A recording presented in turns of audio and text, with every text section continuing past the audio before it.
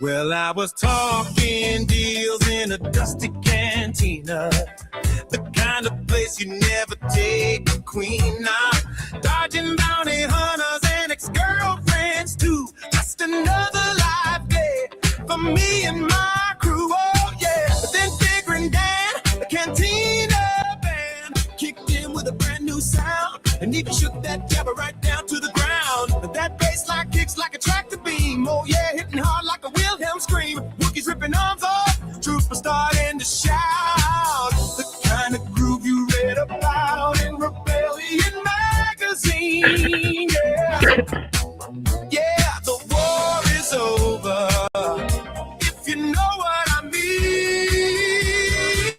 I feel it flowing through my soul. A cosmic rhythm takes control. That Boba Fett. It ain't the dark side, ain't the light. It's just the funk and it feels so right. Everybody now, the funk is all around you. The funk, the groove has found you. May the funk be with you and also with you. Then Vader and his troopers came walking through the door, just as Luke and Leia hit the middle of the floor. The tension in the room got thick, you could cut it with a knife. Everybody's wondering who's gonna lose their life. Oh no, hands on their blasters, lightsabers on the scene. They're trading evil glances cause the Sith, they keep it mean. But the DJ saw the trouble and knew just what to do. He dropped a beat so heavy it shook R2-D2. That rhythm broke the tension, a funky intervention. The Sith Lord and the farm boy, the center of attention. His foot starts tapping in that big black boot, and Luke starts shaking in his flyboy suit. The only force they're using is the funk, and that's the truth. I feel it flowing through my soul. A cosmic rhythm takes control. It ain't the dark side, ain't the light. It's just the funk and it feels so right. Everybody now, the funk, it's all around you. The funk, the groove has found you. May the funk be with you and also with you. Woo! Lando's dealing high fives to a Java clan. Chewie's doing the hustle with the fifth band man. C-3PO's doing the robot. R2's blowing the fuse. Even Guido's back alive and shaking in his shoes. You see, it ain't about your blasters and it ain't about the war. It's about that one true power that gets you on the floor. It ain't about your master and it ain't about your code. The funk's about that feeling when the depths start to explode. So let's all thank the maker from a certain point of view. George Lucas in the house now. May the funk be with you and you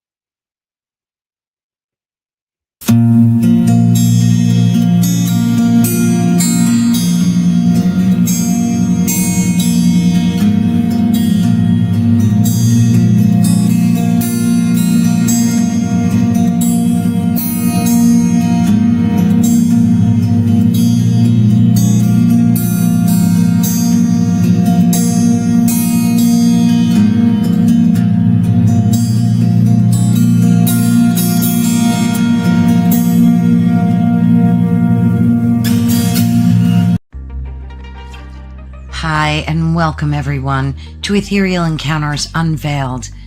Today we are broadcasting live on the United Public Radio Network and the UFO Paranormal Radio Network, 105.3 on the Gulf Coast and 107.7 FM in beautiful New Orleans. The night has come, it's cold and losing my control. Your light is gone, and lonely darkness fill my soul. I wish that you could save me from my isolation. It's way too complicated. Let's start this conversation. Let's start this conversation. We got no relation. I have come for losing my control.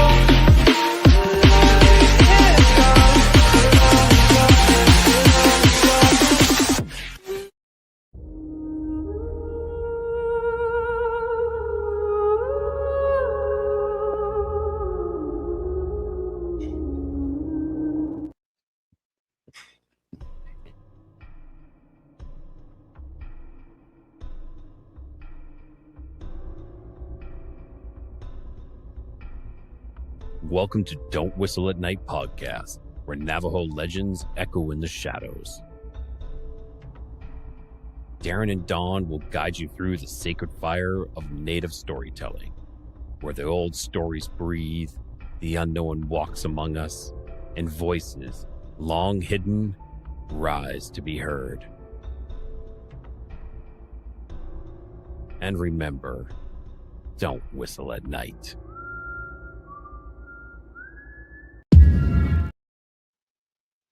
Oh.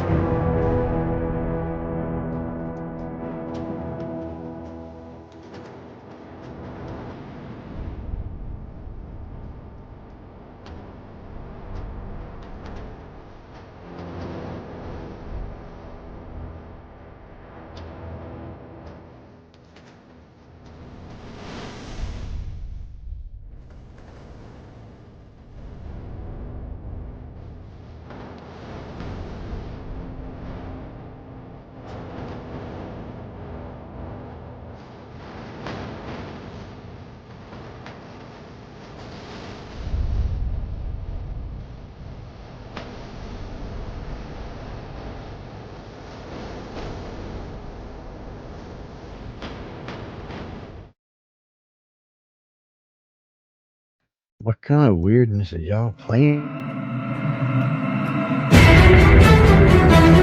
Sorry, I was trying to get everyone to propose it.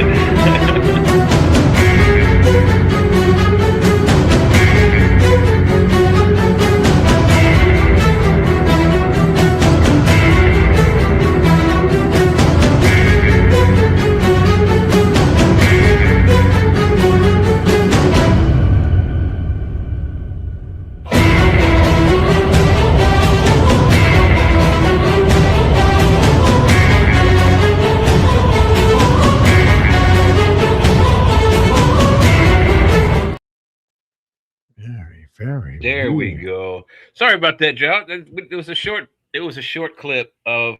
We have Disco Star Trek. This was Disco Star Wars. It started Yeah, to come no, up it in looked the. pretty cool. I was watching it. Yeah, it was kind of funny. So, but it was only like 4 minutes. So I did everyone's promos. So we got an 8 minute intro there. Hey there, Carrie, what you doing? It's very weird. It actually, somebody wrote to me earlier. It rained its ass off here this morning. Yeah, but I was still up at like 6. It just rained like a son of a bitch, and then like it Yeah, always it's raining does. here too. It's almost like a little mini flood, and then it stopped. But anyway, guys and girls, welcome to the chat. The who that ate the cat? Wait, what? Somebody ate the Let cat. me No, get we let don't me eat get that out of cats. there because we got a new background that you did. We don't eat the cats. Dick. Oh, I Hold forgot on. about this background. Actually, it's Yeah, but since you put in the description for later on in the show, where did it go? I hate when you lose things in a computer. There it is. yes, we just talked about that. yeah, good food, good food. Actually, I was just Yeah, eating and I Chinese. got a widget ready for it, so we can pop it in and out throughout the show. Uh, food porn survey. What's your favorite food? It only gives you 4 choices for the answer, so I just picked the big obvious ones: cheeseburger, tacos, spaghetti or Italian, and other. So if you do other, just if you're in the audience, type other and hit enter. That'll register your vote. Then immediately put what the other is. You should just Sushi, you should put whatever. catfish there. Catfish. It's a code word, Ooh. catfish. Yes. Mm. Yes. Well, Winner, yes, winner, if catfish y'all were dinner. spies, y'all would know what that means. But see, y'all don't. See, y'all know what it means. I don't. I'm not a spy, but I tell you this much: I do like a good fried fillet of catfish. It doesn't suck. I don't. I don't know. Wait. Listen to seagulls. You what? I'd have to see. No, I Huh? don't think I have actually. Now that I'm reading what you wrote there, What it's did they ask? oh, it's right there. It's Carrie's writing to us in the chat. Oh, I didn't. I'm Oh, here, I'm I'll put on it on. the. I'll put it on the screen, man. There you There we go. go. Yeah. See, I was on another It's actually widget easier page to there. read on a screen anyway. It's harder to read over here. It's easier to read over the screen. Mhm. No, No, she's I haven't seen possessed by that one. aliens. I don't know. We see a lot of Oh, good ones. we were given a good hit by our friend and show host Jeffrey Pritchett last night. Apparently on Prime, there's a new show. It's a comedy breakup show. So what it is, it's they gather 10 professional comics and they stick them in a room with a knife, and the one that comes out alive wins. No, that's not it. What they do is they have to make each other laugh, and if you laugh or smile, you get kicked out. And the last one, it's LOL is the name of it. Last one laughing. Um, the last one that doesn't laugh wins $100,000 for a chosen charity. I haven't seen it yet, but the promo looked kind of funny, and it's got one of those guys from what's my line, the tall bald guy, Colin something or other. Yeah, I can't think of his name. We said it. Oh yeah, but it looks funny. So I'm going to check it out, but not tonight, but maybe during the week. Michael, no, we just make banners. That was just something that was. I actually. We cheat. I just threw that in there because it's part of the title up there. So I just threw it in there, and the AI made a banner out of it. It actually made several different banners out of it. Some better, some worse.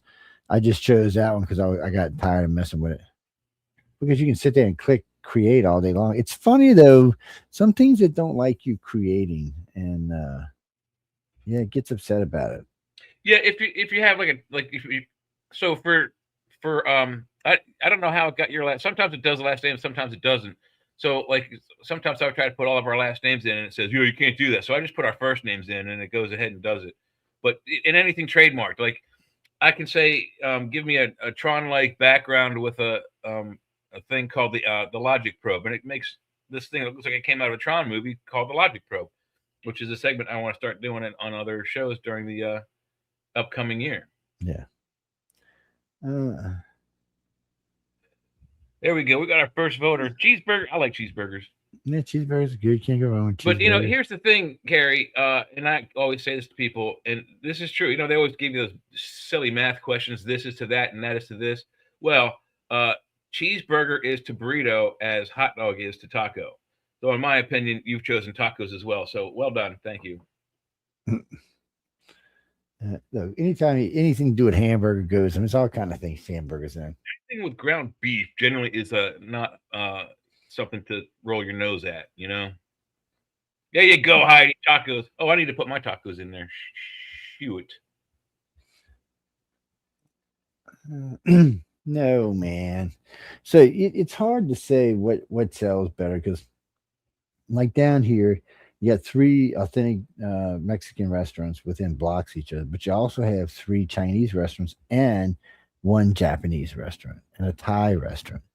So it's when you look for American food, you got to go get on the beach to find American food because that's where all the American food is. Yeah, American food in the South means all kind of stuff. That's what American food in the South means, all kind of stuff. I'm typing in a message here on the YouTube message platform. Jay should put gyro up there. Gyros. Yeah, well, that's what other is for. I'm typing in how you use the other. Evil other. You put that evil other up in there. Evil other.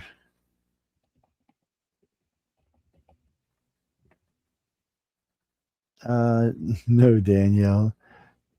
No, I mean the war's going on. I mean, it just.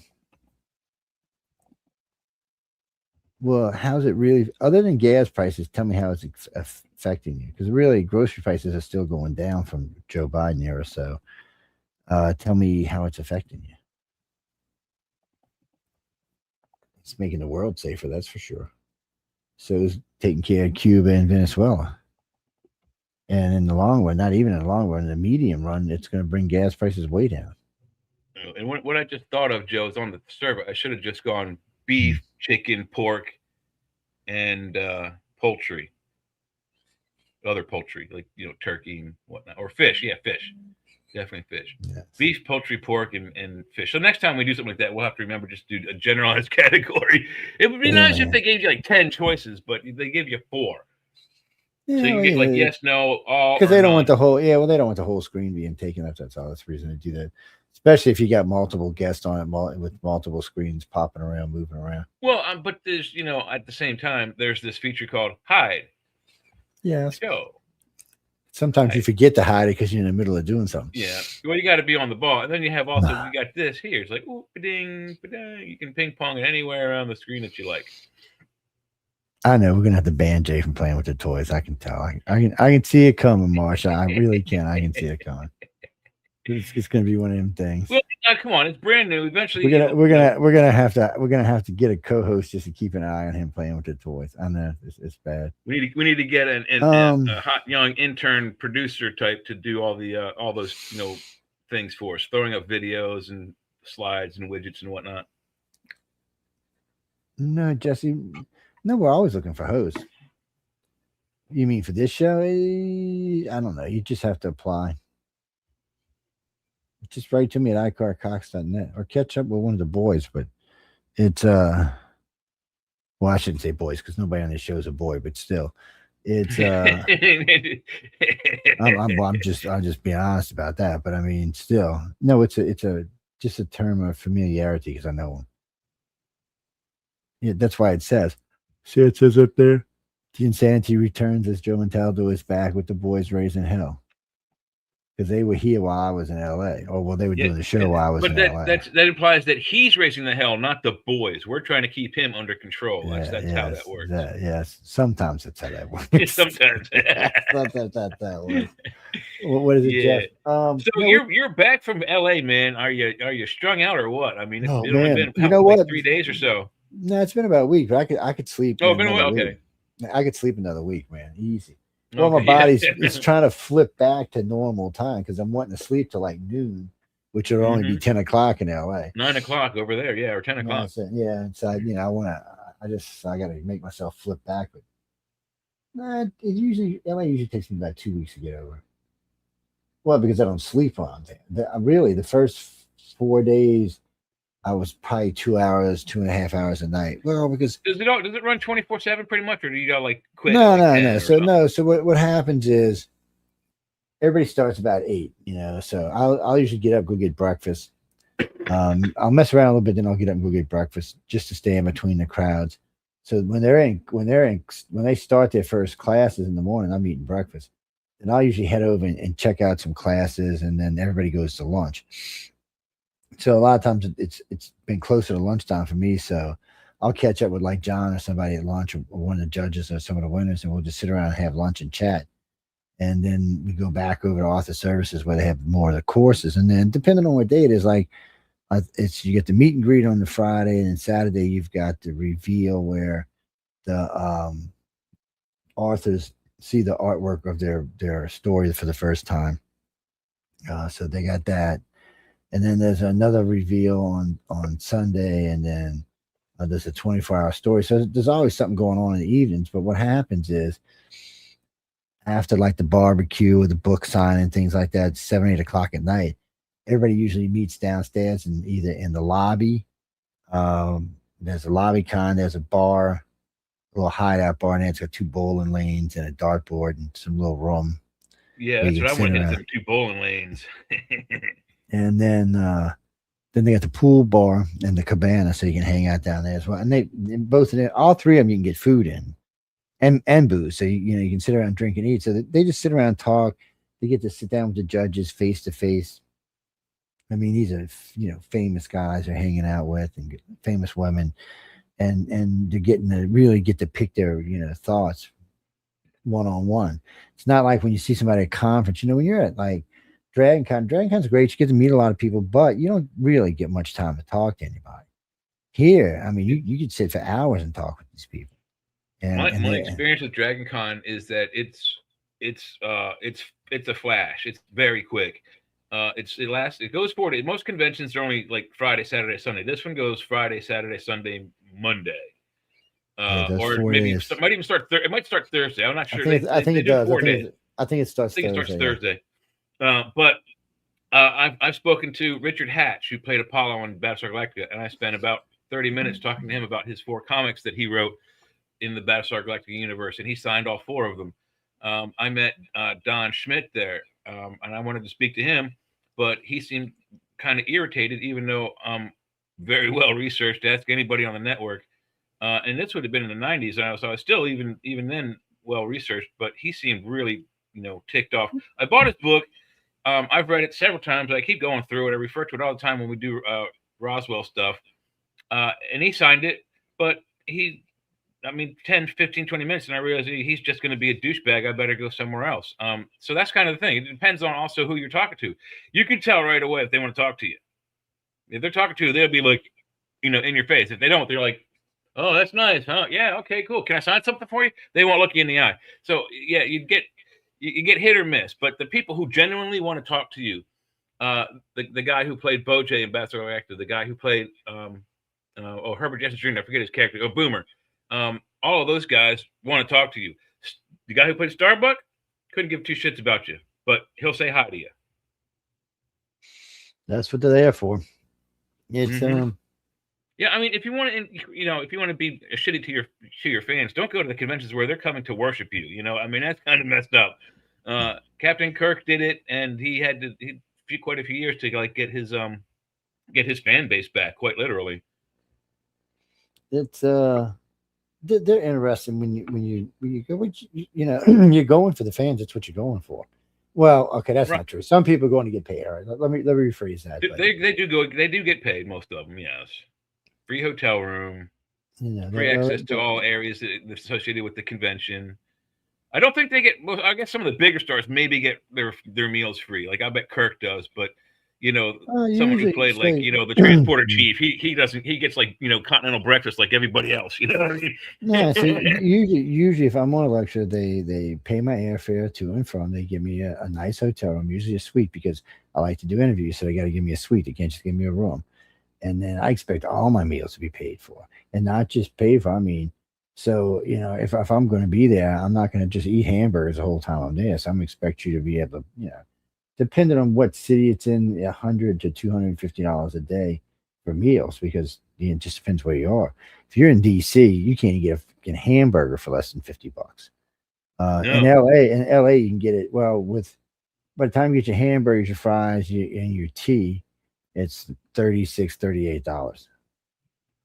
So that's so that's what you're gonna eat, and that's like I just said, that's just a hamburger.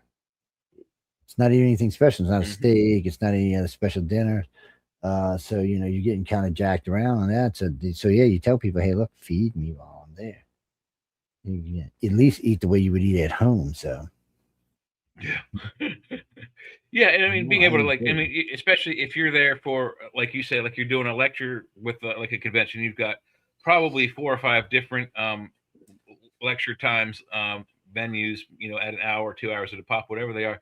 So in between those, you're not gonna want to stop and get a sit down meal. You want to stop by a booth and get a hot dog or two. And if, like I said, depending on the start level, your not expert knowledge is probably at that level. Mine would probably be too. I could probably demand such amenities as well. But like I said, Captain Kirk, Bill Shatner, he's getting that kind of thing. The guy who played the transporter chief, like I said, he probably is not. You get free meal. I'm not a free meal, free hotel room and free access to the con. But I guarantee not all cons are paying all of the stars all of those kind of amenities. Some of them are getting all of it. Some of them are getting some of it. Some are getting bare minimum continental breakfast and a swift kick in the ass on the way out on Sunday. That's how they work. I mean, it's a business. It really is. It's an in your face flash by. You get to rub elbows briefly with a few stars, and if you're lucky, maybe you hop on an elevator and there's one of your favorite stars. I've happened to be on elevators with Robin Curtis. The lady she's huge. The lady who played Vixis, the big tall Klingon. And her boyfriend that played Klax, the Klingon captain, they were both on the elevator with me one time. I was like, "Hey, I love you guys. They're nice people."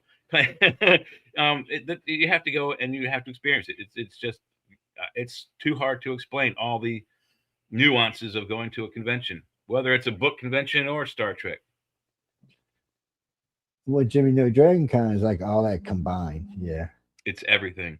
The Star Trek / science fiction Gen Cons, Shore Leaves, what's the one in San Diego Comic Con? All of that stuff began in the 70s.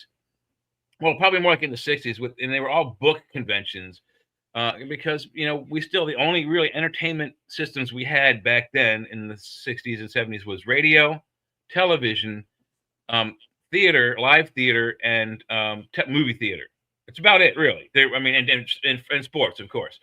We didn't have streaming. We didn't have the internet. We didn't have email. None of that stuff. So, they did all kinds of goofy things with all kinds of entertainments. But the industry sort of fell out of the bottom of the book industry in the late 70s, coming towards the 80s even, I would say. And at that point, Star Trek was just waning on television, but was reviving itself with reruns. And I don't know who did it, but some guy in New York purchased the rights or bought the company of some book convention in New York City and turned it into a Star Trek convention. And then some other guy in Washington, D.C., 2 or 3 years later, did the same thing. I went to that convention. That was the second or third convention, I think, of the Star Trek period. And he did the same thing. He purchased an old book convention, stayed in contact with some of the dealers that came to that convention, but he told them, if you're bringing books, bring Star Trek books, science fiction stuff, blah blah blah, and they did the same thing. And that's how the industry grew. It was like 1 or 2 conventions every 3 or 4 years, and then when the 80s hit, it was like bam! I mean, it exploded. You have that's when Shore Leave started. That's when San Diego Comic Con started. That's when there were like 4 or 5 in Baltimore alone that happened once a year. It was fantastic, and then I guess around the late 90s, it started to wane back again and start to die.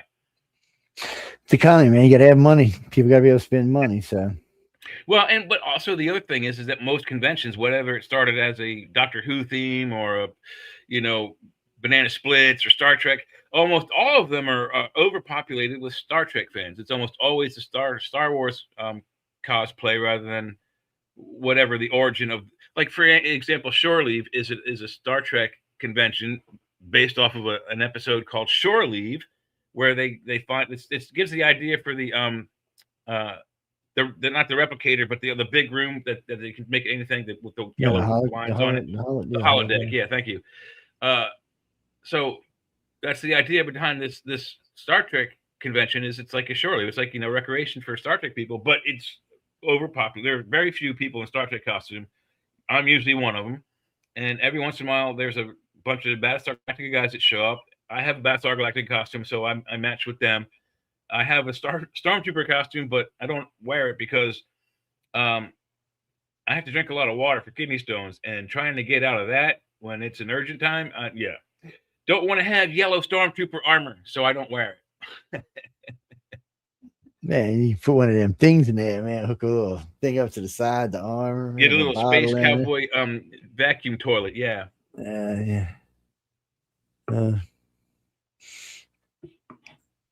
No, Jack. So it was weird. So where I come from in New Orleans, the conferences are weird the way they work.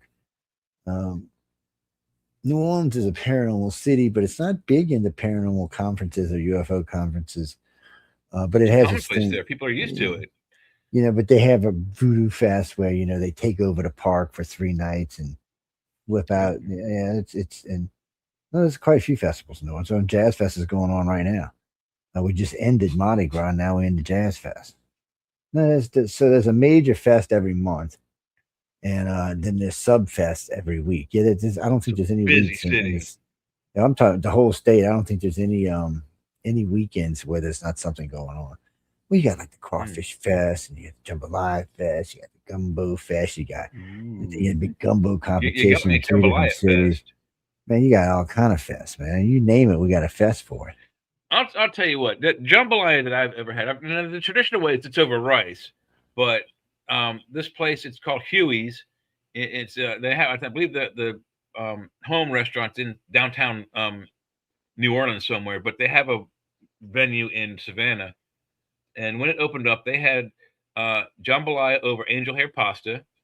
When they first opened, it was like nine. It was stupid cheap, $9.95, and it was a enormous plate. A big oval dinner plate, just stacked with pasta and jambalaya on top of it.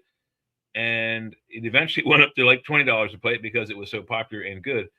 But I don't think they were using the real andouille sauce. They were using a spicy sausage, but I don't think it was the real stuff because my head didn't explode. Andouille is is a dangerous sausage to use because it's not Yes, necessarily because it's so seriously hot. It's just so the seasoning is like it's like they took it and then they combined and squished another one into it and squished another one into it until the flavors were so intense that just 2 or 3 slices is enough to do a by the pot. way. So yeah, that's a good one up there. But so the difference, you don't. It's not a sausage you're gonna throw in a frying pan and eat like that because it's gonna f you up. But if you're cooking with it, it's fabulous. You And use about a don't half touch ounce your sachet. eyes after you cut it. Yeah. Do not go like this. You'll be crying for So weeks. so you use half an andouille sausage cut thin, the width of the sausage, and then use whatever other kind of sausage you like in there. There's lots of sausages you can use. Hmm. Um, yeah, And the good thing about sausage is if you have a hot spicy one and you put a not spicy mild one in the same pan, the milder one will absorb some of the spicy hot from the others because they're that good. yeah. That's like, oh man, they got a lot of sausage from where I come from, guys. I mean, it's just it's made all over the place and all kinds of. They got one of the favorites I think is it's a garlic chive, well, garlic green onion sausage is what it is. It's a mix of pork and beef. A lot of that goes on. A lot of mixing of pork and beef, Yeah, pork and generally lamb. the reason why I mean sausages were much bigger in the days before refrigeration because it's cooked in there are several ways that they cook it. Some of them they're cooked traditionally either in an oven or through steam or heat of that nature, smoke and that kind of thing. Others, there's like the spices and other chemicals and vinegars and whatnots they put into the sausage casing. Um, over time, cooks the meat and just gets rid of any kind of bacteria that might hurt you.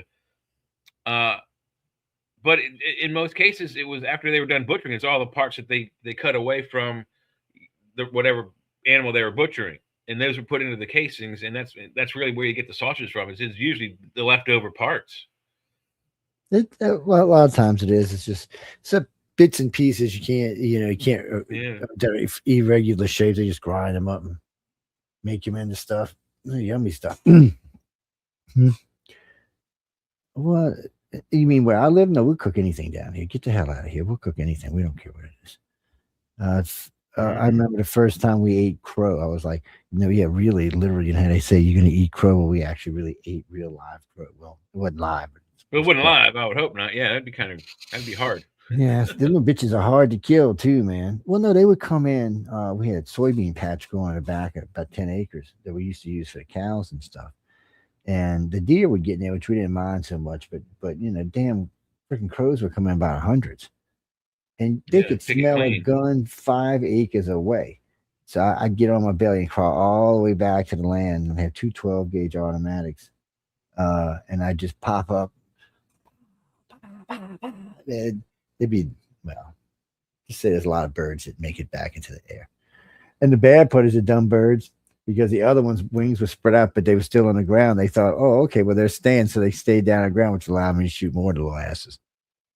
Oh, my Yeah, in grandpa and them Virginia, I don't loved know if them. they They still ate have the it, hell out of but them.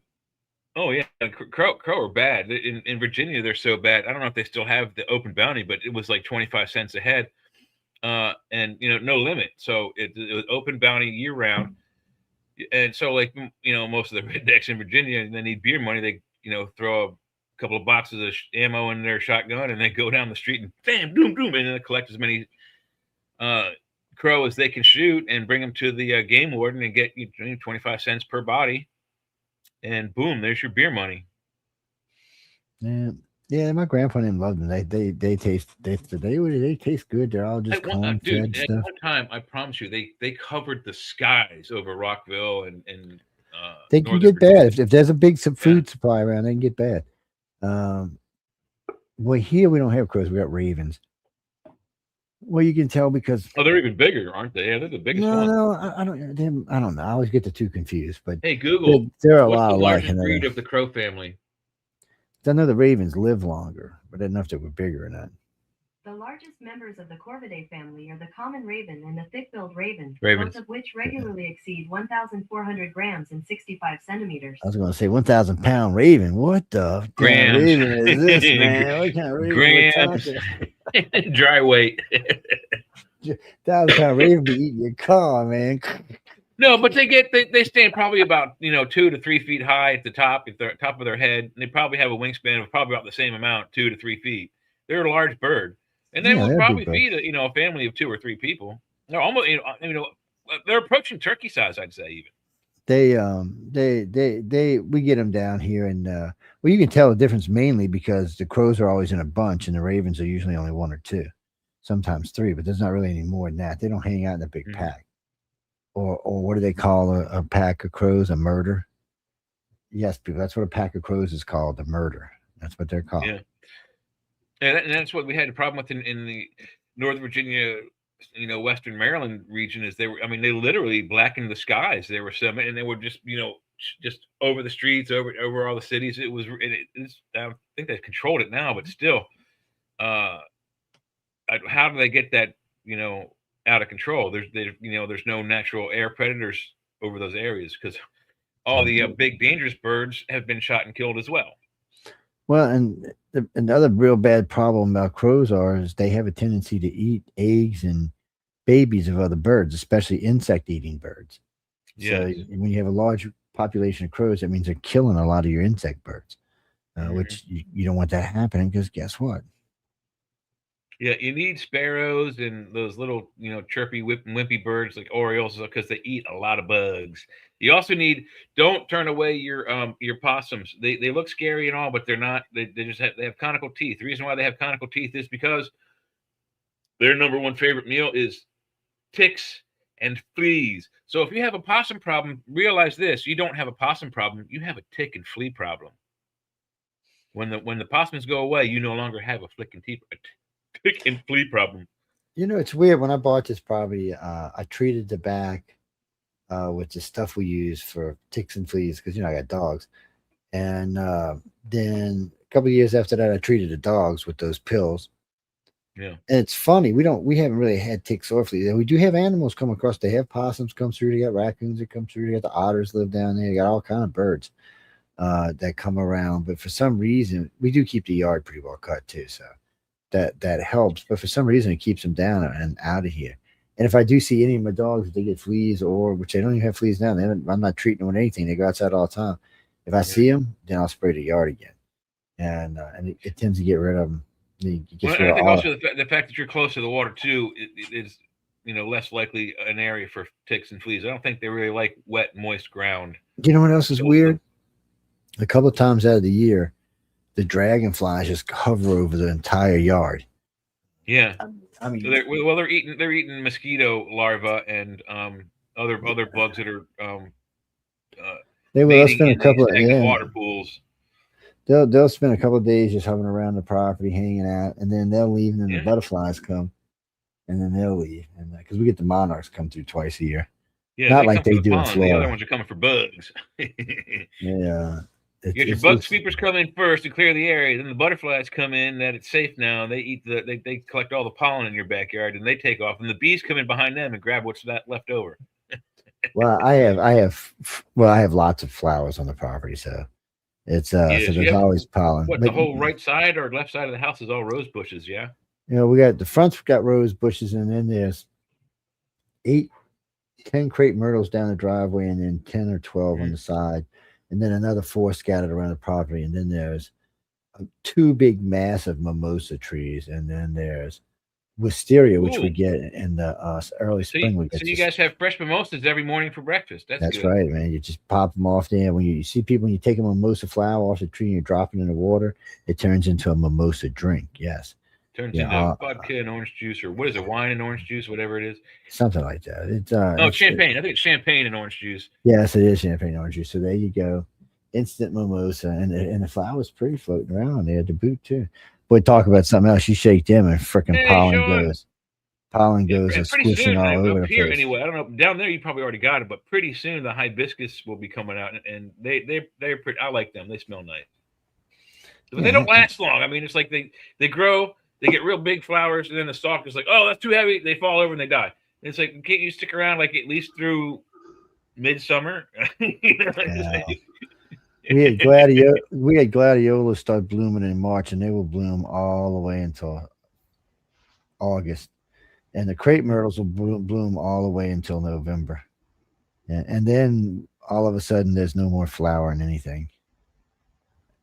Occasionally, the rambling roses may take off. I got lucky last year, 2 years ago. It was 2 years. I bought sight unseen off of this. And I don't have it up anymore, but it's a place online you can buy plants. And I bought 3 creeping phlox, which is just they're ground cover, but they have nice, pretty flowers. I wanted a blue, red, blue theme, so I got 2 blue and 1 red, and I got them. They were just like little tiny things. And then I, like an idiot, I took the cards out of them before I went outside to bury them, and I was like, "Oh crap, which one's the red one?" So I was like, I took a guess when I put them in the ground. I got lucky. It's taken 2 years. They finally have come up. I got a blue, I got a red in the middle, and then I have a blue one.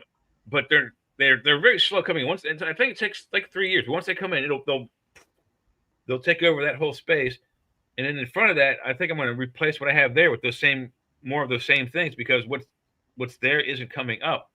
But I would love to have like I just mentioned them. They're bulbs, and they smell fantastic, but they only last for so long. The creeping phloxes, they last through midsummer with the flowers, sometimes even till right before fall. And I want something that's no maintenance. You just put it there. You don't have to mow it or clip it. Just let it. My front yard's only like this big anyway. I can find it for it to take over the whole thing. That's less for me to have to mow. Oh, did I put that in regular chat? Anyway, that was for some of the people who won the book. So if you click on that link, it'll take you to where you get the stories from this book, Writers of the Future, volume 42. No, I think it only gives you one story there. Yeah, I have a brown thumb. I just like have something easy and no maintenance to put in the front of my flower bed, so I don't have to ever worry about the front. The things I have in front were like I had catnip. No, not catnip. Catmint, and a couple of late fall bloomers. I forget what you call them, but they're purple flowers, and I think they died. So I want to dig it all up, get new soil in there, and start over. Let's see. Good evening, guys. What's happening, Sean? Who was that? Sean Dexter Kelly. Sean, you in the room? Where you at? Hold on, I'm not in the room. He's sitting. He's running underneath you. No, I wasn't in the room. I wasn't over here. Okay. I couldn't see what was going on here. Hey, what's up? Hey, what's on into the night this week? It's busy day at work. What's that? What you got going on into the night this week? He said lesbians are us. Sunday.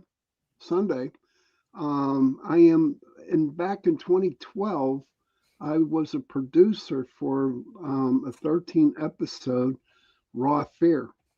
And I'm going to put one of them shows on, and I'm going to talk about how we actually went by and produced the Raw Fear show. What we did real quick was me and my friend Marty, we put an ad into a paper saying we need about 8 actors. And they were supposed to be young, 18 to 24. And we got 8, and we filmed 13 episodes. And I'm going to put one of those episodes on tomorrow night. But before I do, I'm going to talk about how we did it. That Okay, sounds cool. interesting. Yeah. Awesome. I know Heidi loves them. I know Heidi really likes them. They're all children, you know.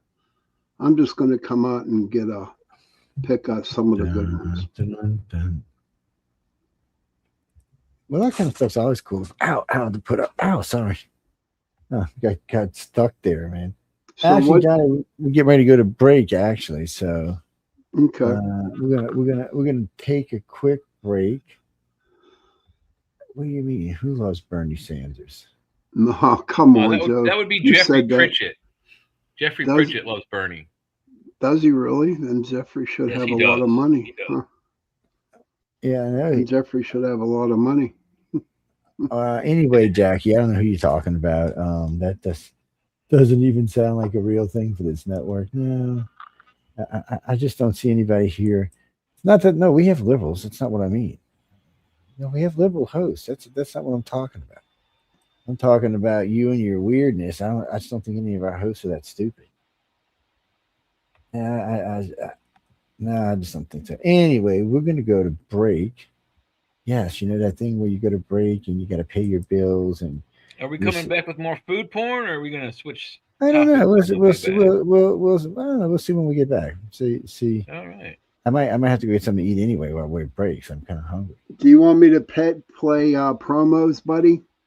Yeah, you can pick them up when we get back. It's whatever the hell we're playing right here. What happened to Michelle's? Michelle's don't have her up no more.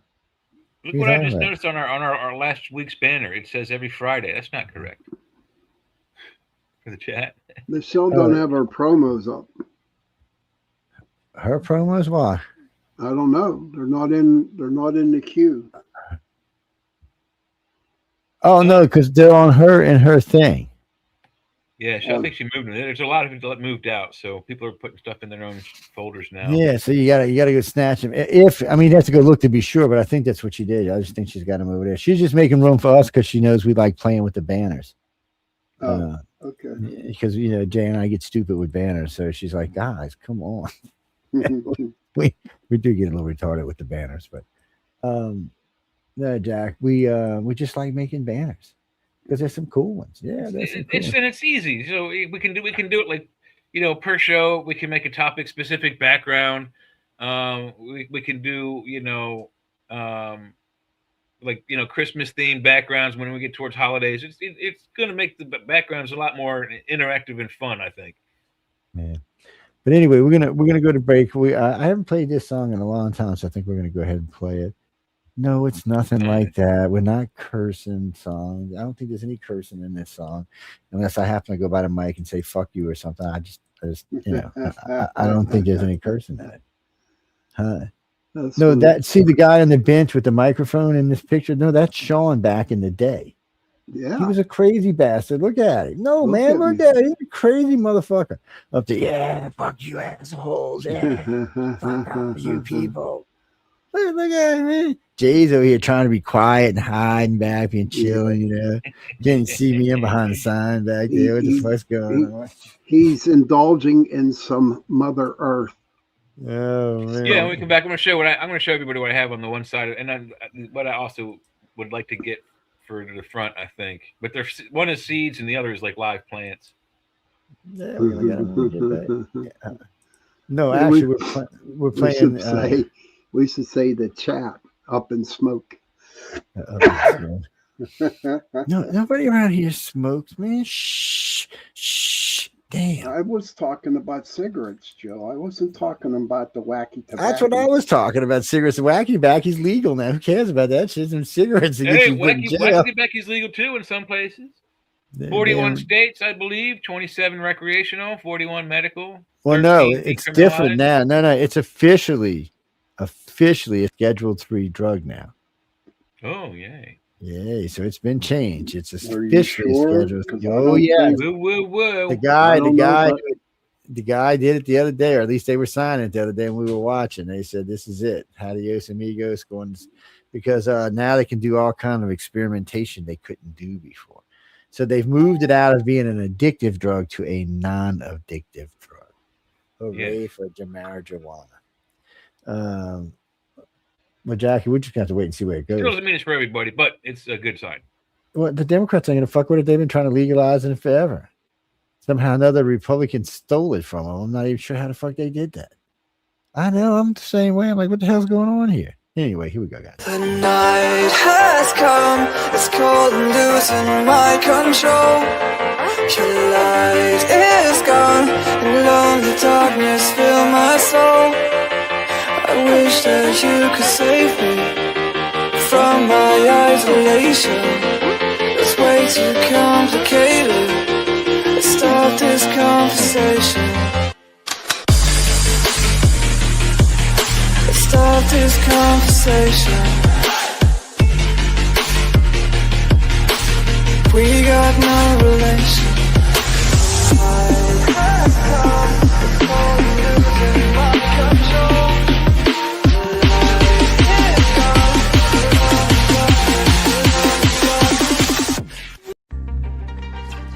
Hi, and welcome everyone to Ethereal Encounters Unveiled.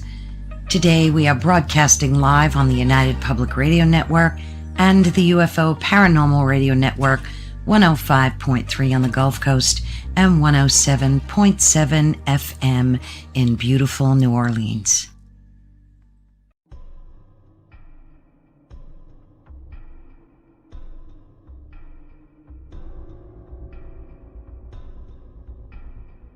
Welcome to Don't Whistle at Night podcast, where Navajo legends echo in the shadows. Darren and Dawn will guide you through the sacred fire of native storytelling, where the old stories breathe, the unknown walks among us, and voices, long hidden, rise to be heard. And remember, don't whistle at night.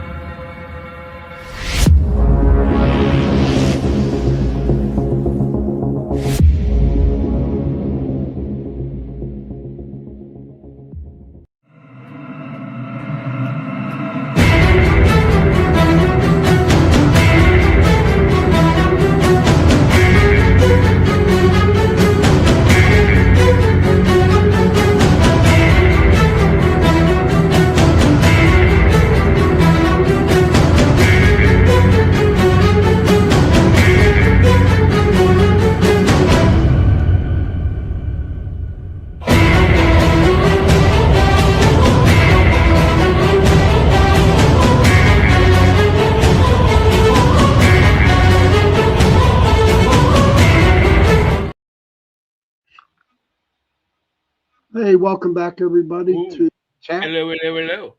Is Joe here with us? Is Joe here? I think he may have stepped out. Oh, okay. But hey, we were talking earlier about what I have on the side of my house. That's what I got. That's the emerald blue creeping phlox, and I got that one. And then in between that and another one just like it is. Let me flip this guy on. Boom.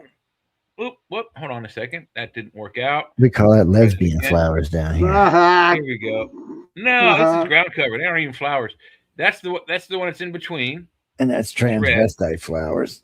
And then in the front, I want to do these things. Look, these Oh, are and that's seeds. just gay flowers there. That's all that is. Yeah, I mean, but they're low maintenance. But check out the colors on these things. Hold on a Oh second. my God! Are you saying get did low you get maintenance? probed by ET? Did you get probed by ET to put these flowers No, up I just there? like cool flowers, Yeah. dude. Look, so this is Black Starry Night. Irises are pretty, so Yeah, look at these things. Look at that. They got all kinds. It's like $7 per packet. I don't want every color, but I think I like that one a lot. It looks like a squid. Purple. Mantis shrimp. It looked like a mantis Yeah, look at shrimp. they have the weirdest colors. So I think I could just get like 10 or $70 worth of seeds of these. So I'm just going to redo the front flower bed, put in new soil and some nutrition, and just throw handfuls of these seeds in there, any which way, and just let them grow randomly. I don't know, Joe. I think the ETs and the aliens were probing Jay to put these weird looking flowers Yeah, on. I think so. Those are I've always enjoyed these guys. This is just ground flower. So look, eventually it's going to do like that. It's going to take over its area like that. It'll spread out and take over, and then I won't have to do my front lawn or my side yard anymore. Oh, What's that's wrong with that? Then you'll have smelly purple dead little flower thingies all over the place. They don't smell. Gross. Just gross, man. Oh my God, it's gross. That's too. They do not smell. That is just too feminine. All right, this pole thing you got to go, man. Joe's got roses. What the hell is the difference? Big difference. It's Roses Joe sit down on the Montaldo. ground and they look pretty and they smell nice. Creeping Fox looks pretty. Joe, where are you at? I cannot. I don't see know. you. Jay's blocking me, man. He's I don't know what's up with it. Got me all blocked out here. Oh no, there he is. Even the dog was looking like, where the hell's Daddy at? Yeah, I'm like, damn. Welcome back. Okay, Jack, what are y'all doing? Hey, Dolly, how you doing? Oh, come on, seriously. He's screwed, man. He's just. There we go. Jeez. What is so important about these? Now he's got you surrounded, man. What the hell you got Sean surrounded? What the hell, man? I know I'm hot. I know. It was my food porn survey. We need to turn it off anyway. I know that I'm the best looking dude on this panel.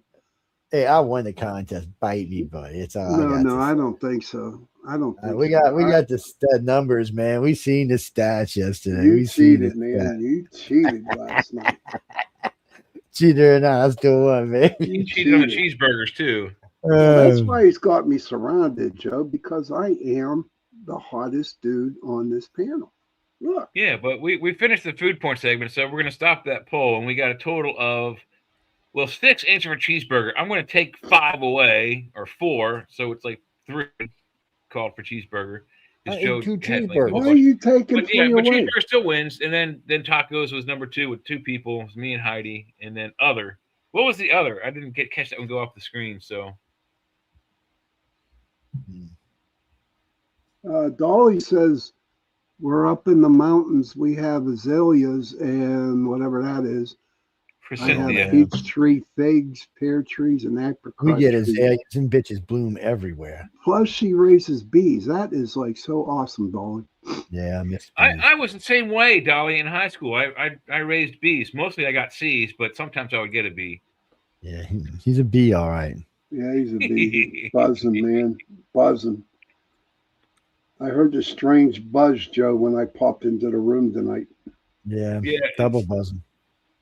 I'm running on Rutter's pure. Well, there you go, man. That's free advertisement for Rudders, man. Don't let Michelle see it. Don't let Michelle see you doing that, buddy. She'd be ripping your head off. Charge you for that shit. You better watch that, Jay. She'll send you a bill, man. You'll be like, oh, where's my commission, buddy? No, she's strict. Why do you think I drink it like this? We can't see. I'm not on cam, sorry. See it like this versus this. Because this gets me in trouble. And I'm the boss and I get in trouble for it. I like Coca. But here's a good idea for you, Jay. The boss says no. Why don't you call Rooters and ask them if they could sponsor our show? Yeah, say, hey, Rooters. Yeah. Oh, wait, that's the wrong thing. Okay. Sponsor us with the. I had a wrong. Jay, I had a wrong shirt on one time and I was told about it. Nicely. Oh, nicely. You said, you bitch, were you wearing somebody's shirt on the damn network? What?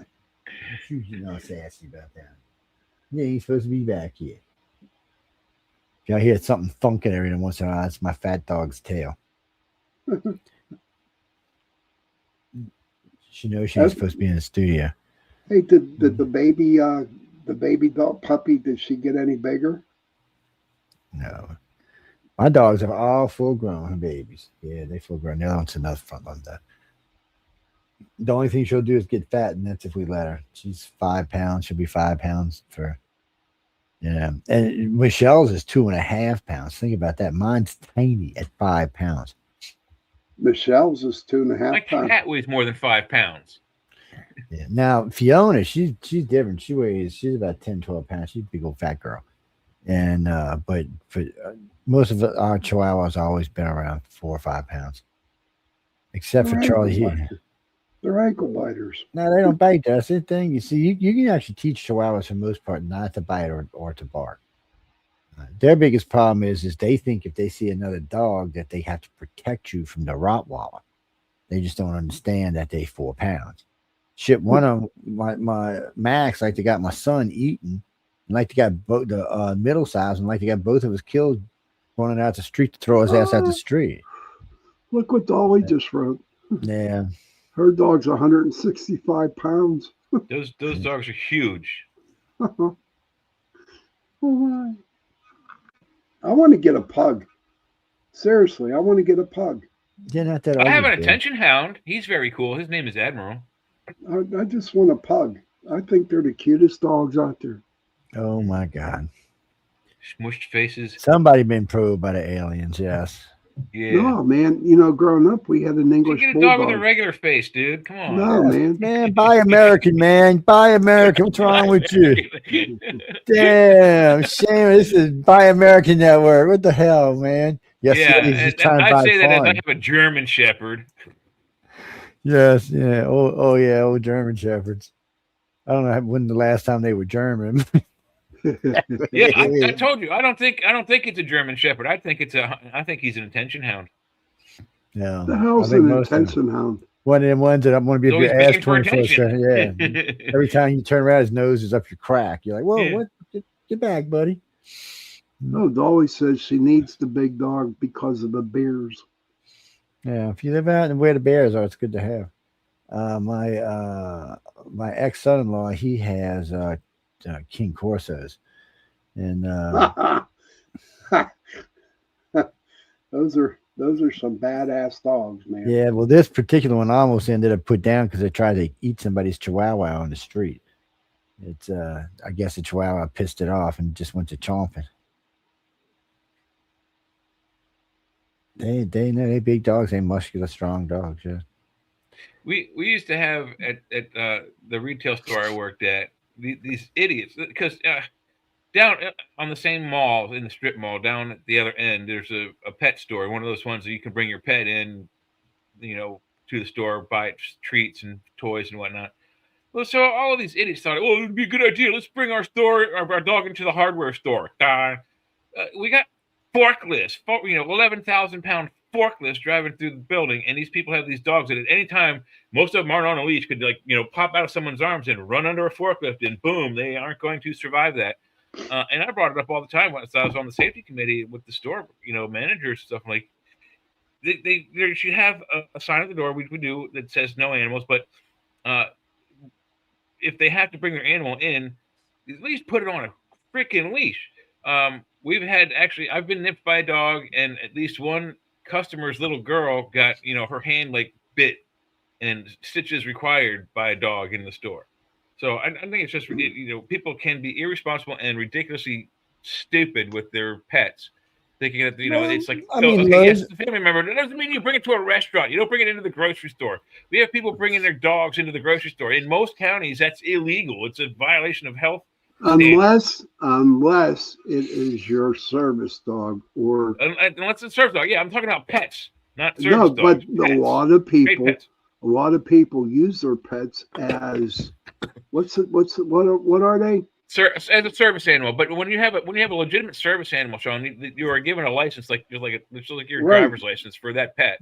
But you're the owner. You're the owner of a shopping center, okay, of a grocery store.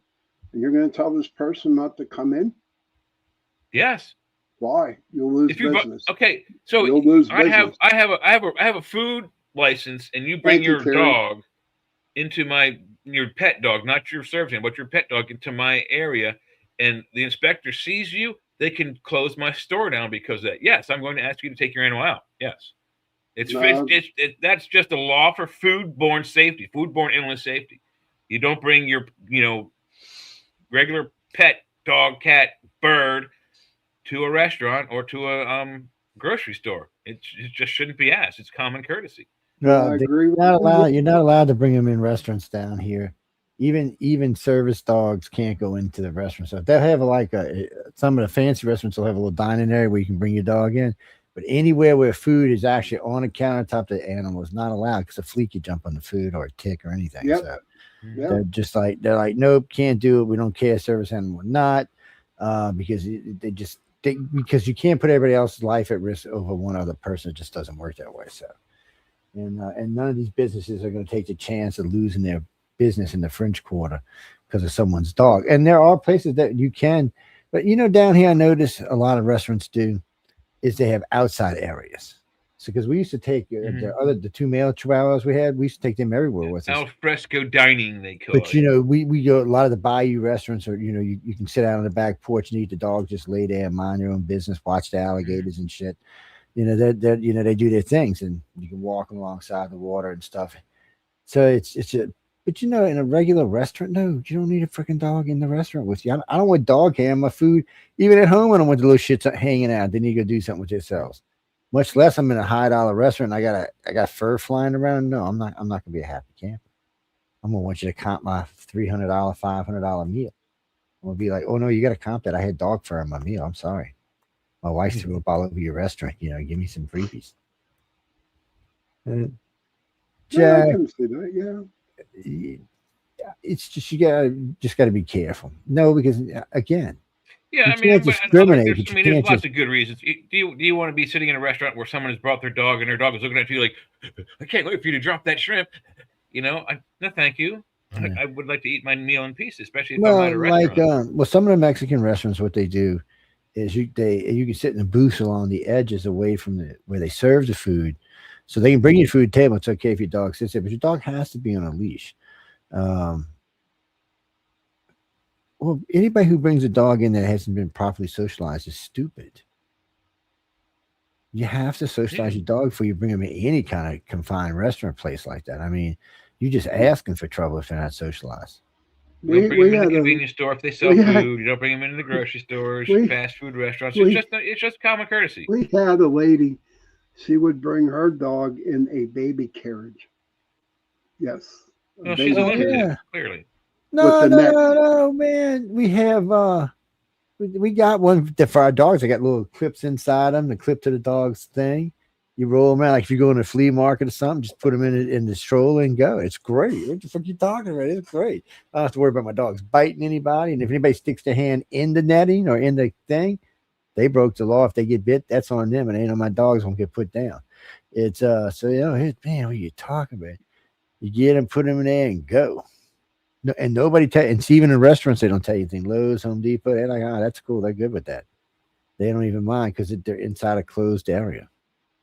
It's just one Yeah, of it's the those ones that are weird things. loose, and even the ones that are on the leashes, there's sometimes there's enough leadway on that leash that they could, if they run under a forklift, they could lose their pet. It's just a dumb thing to bring an animal into a dangerous situation like that. See at Lowe's, they are always in the baskets. Even the big ones get in the baskets. Mm. I noticed that when we're in those, the people got their dogs with them. They're littler in the front part of the basket, top of the basket. They're big, they're in the big part. See, like Fiona, I put her inside the basket. Bitch dived out over the basket, flipped over, busted her ass on Lowe's concrete floors. Lucky she didn't kill herself. Just leaped for it, man. Because I was walking ahead of her, she just dove. I was like, "What are you doing, dog?" Oh, she's yeah. See, that's another thing. If she was a biter, she could have bit somebody on that dive. She's a barker, not a biter. And Dolly the other was says, just Dolly says, my cousin and I bought a baby gibbon in an animal stroller to a PetSmart. Never again. Caused a ruckus. the yeah, I bet it did. And now, Jack, Actually, I like, all our vets prefer if we bring them in a crate or in like when we yeah, bring them in the basket or in the stroller thing. They like it better that way. It's more contained, less likely other dogs are going to get into it with other dogs. look at Eugenio. He says, being a small dog pushed around by a stroller by a beautiful woman is my goal for the next life. Good luck, Yeah, brother. being a pampered doggy. Just pray you don't get Paris Hilton, Eugenio. Yeah, He's a lunatic. and the bigger the pillows, the better, because you sleep better. What? No, my dogs are spoiled. Yeah, my Uh, dogs are rotten. Who Oh yeah, spoils them the most, you or the wife? they're equally spoiled, just different ways. Like this morning, it starts thundering, lightning, crackling. So first they run in there with Lyndon, and I know screw this, and then all of a sudden one's on the one side of me, and they wiggle underneath they get underneath my legs and make sure my arms on top of them, and then their asses just shiver until they go to sleep. And because it gets, I mean, the weather here can get pretty rough sometimes. Uh-huh. And sometimes the little one thinks she can climb on top of my bald ass head, and that's going to protect her for some reason. I'm And not sure curl what up. Yeah, no.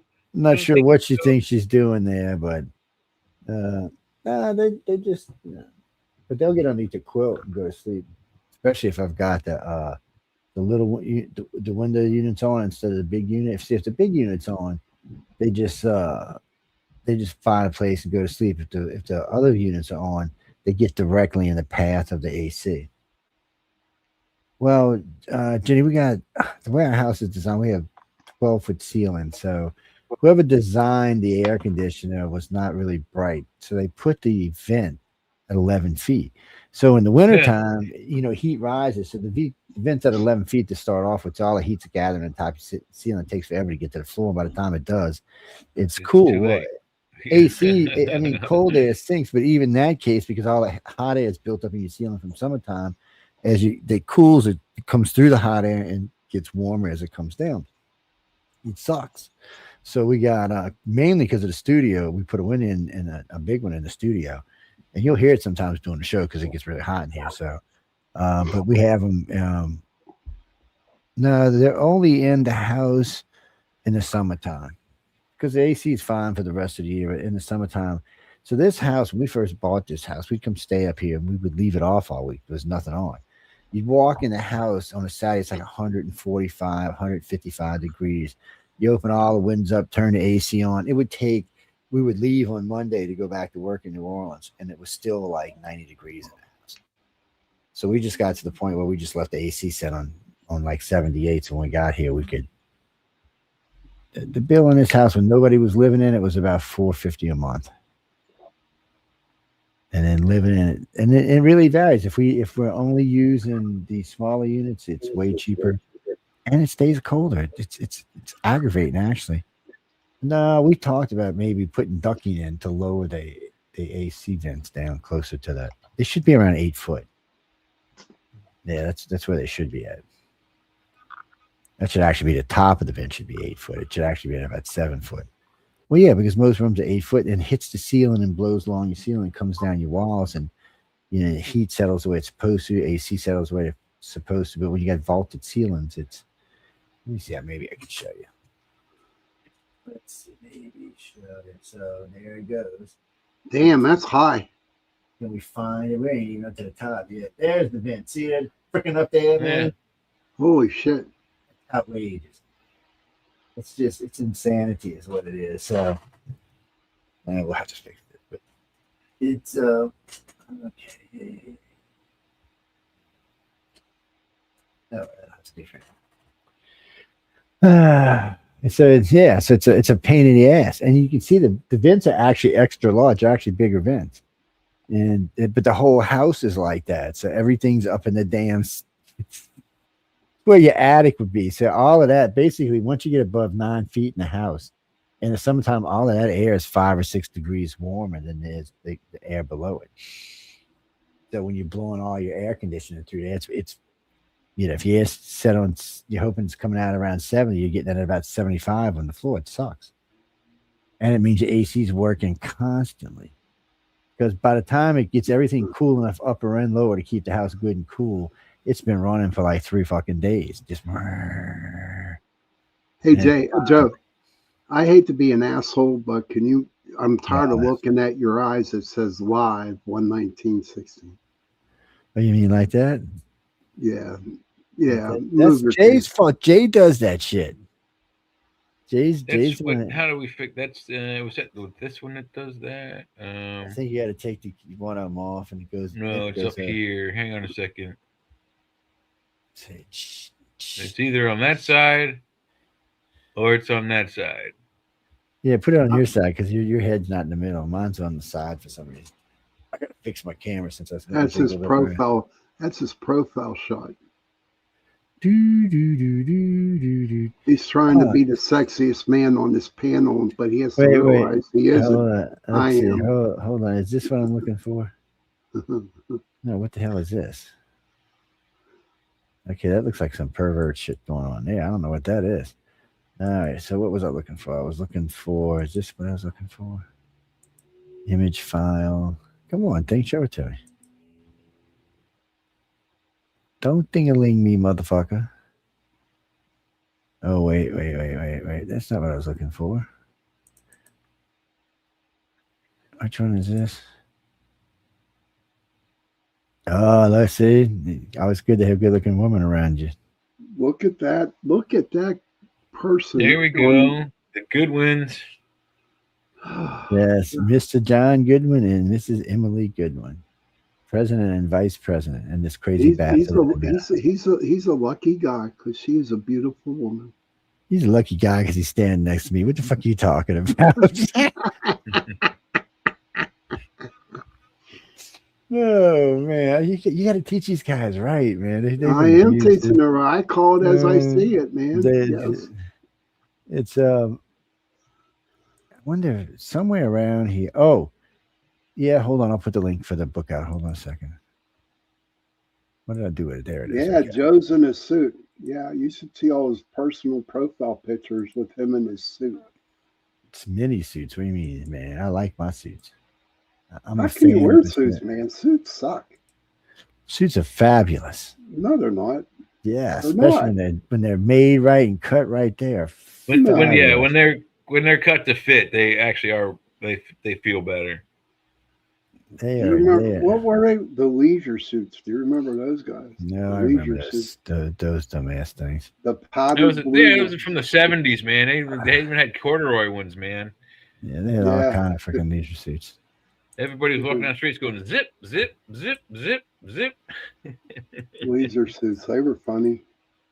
Then they had their shirts on and they had like 4 buttons buttoned down with their chest hairs hanging out. Man, that was Hell yeah, funny. Yeah, man. but also the collars were like way wide in the '70s too. Yeah. You didn't grow them hairs on your chest for fun, man. That was for for whatever reason. That was to get your funk going, man. Yeah, What Gene, were the shoes called? What were the shoes called? Remember them? Platform the heels? shoes.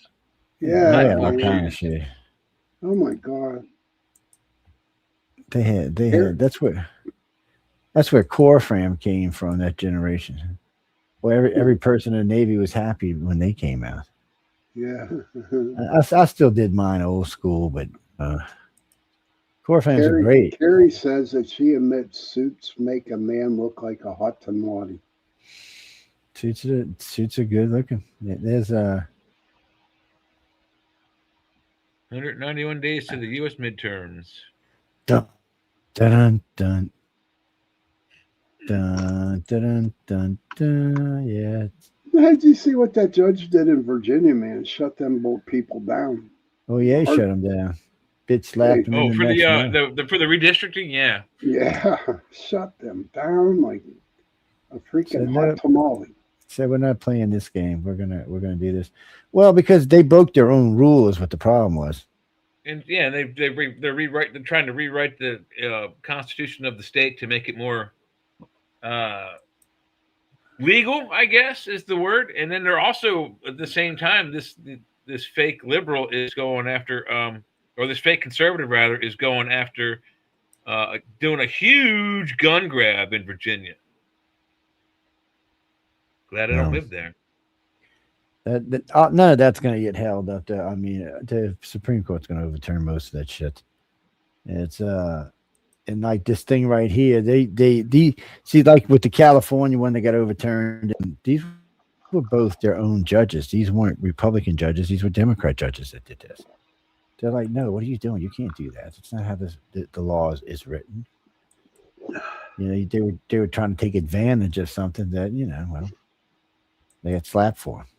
They're mad because Texas got away with it because Texas didn't have a law in the books for this, but they did.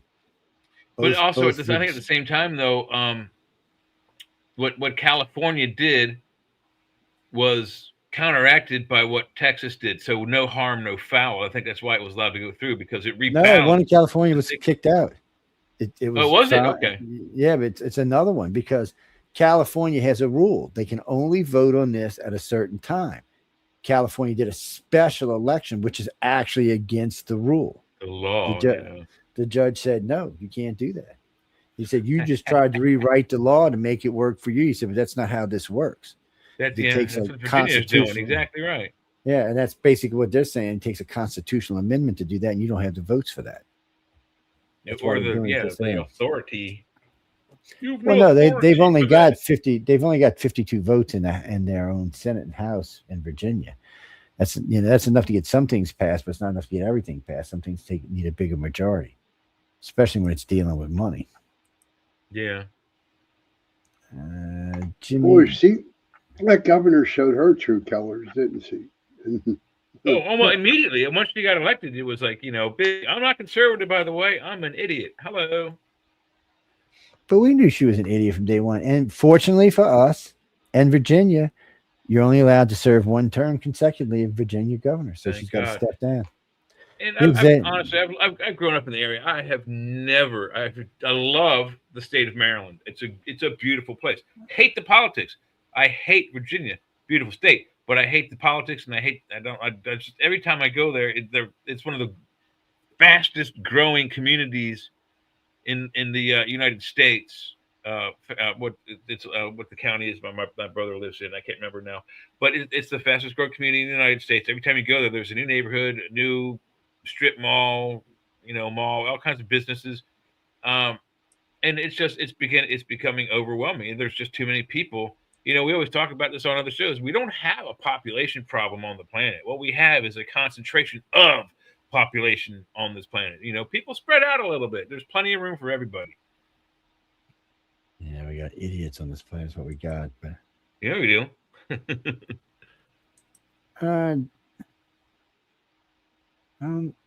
Actually, I don't remember. No, I'm actually looking for a code while I'm talking to y'all, and I can't remember what it actually is. It happens sometimes. No, somebody sent me a bunch of pictures. While we're waiting for you to whatever you're looking for, but did y'all hear about the Iran peace talks are on hold? We're not really on hold. Trump stopped Kushner and what's his face from going because he's like, wait, we're wasting. He's sort of the impression that we're wasting time sending them there because they're just going to go blah blah blah blah blah blah. No deal. They're going to have to fly them back another 18 hours.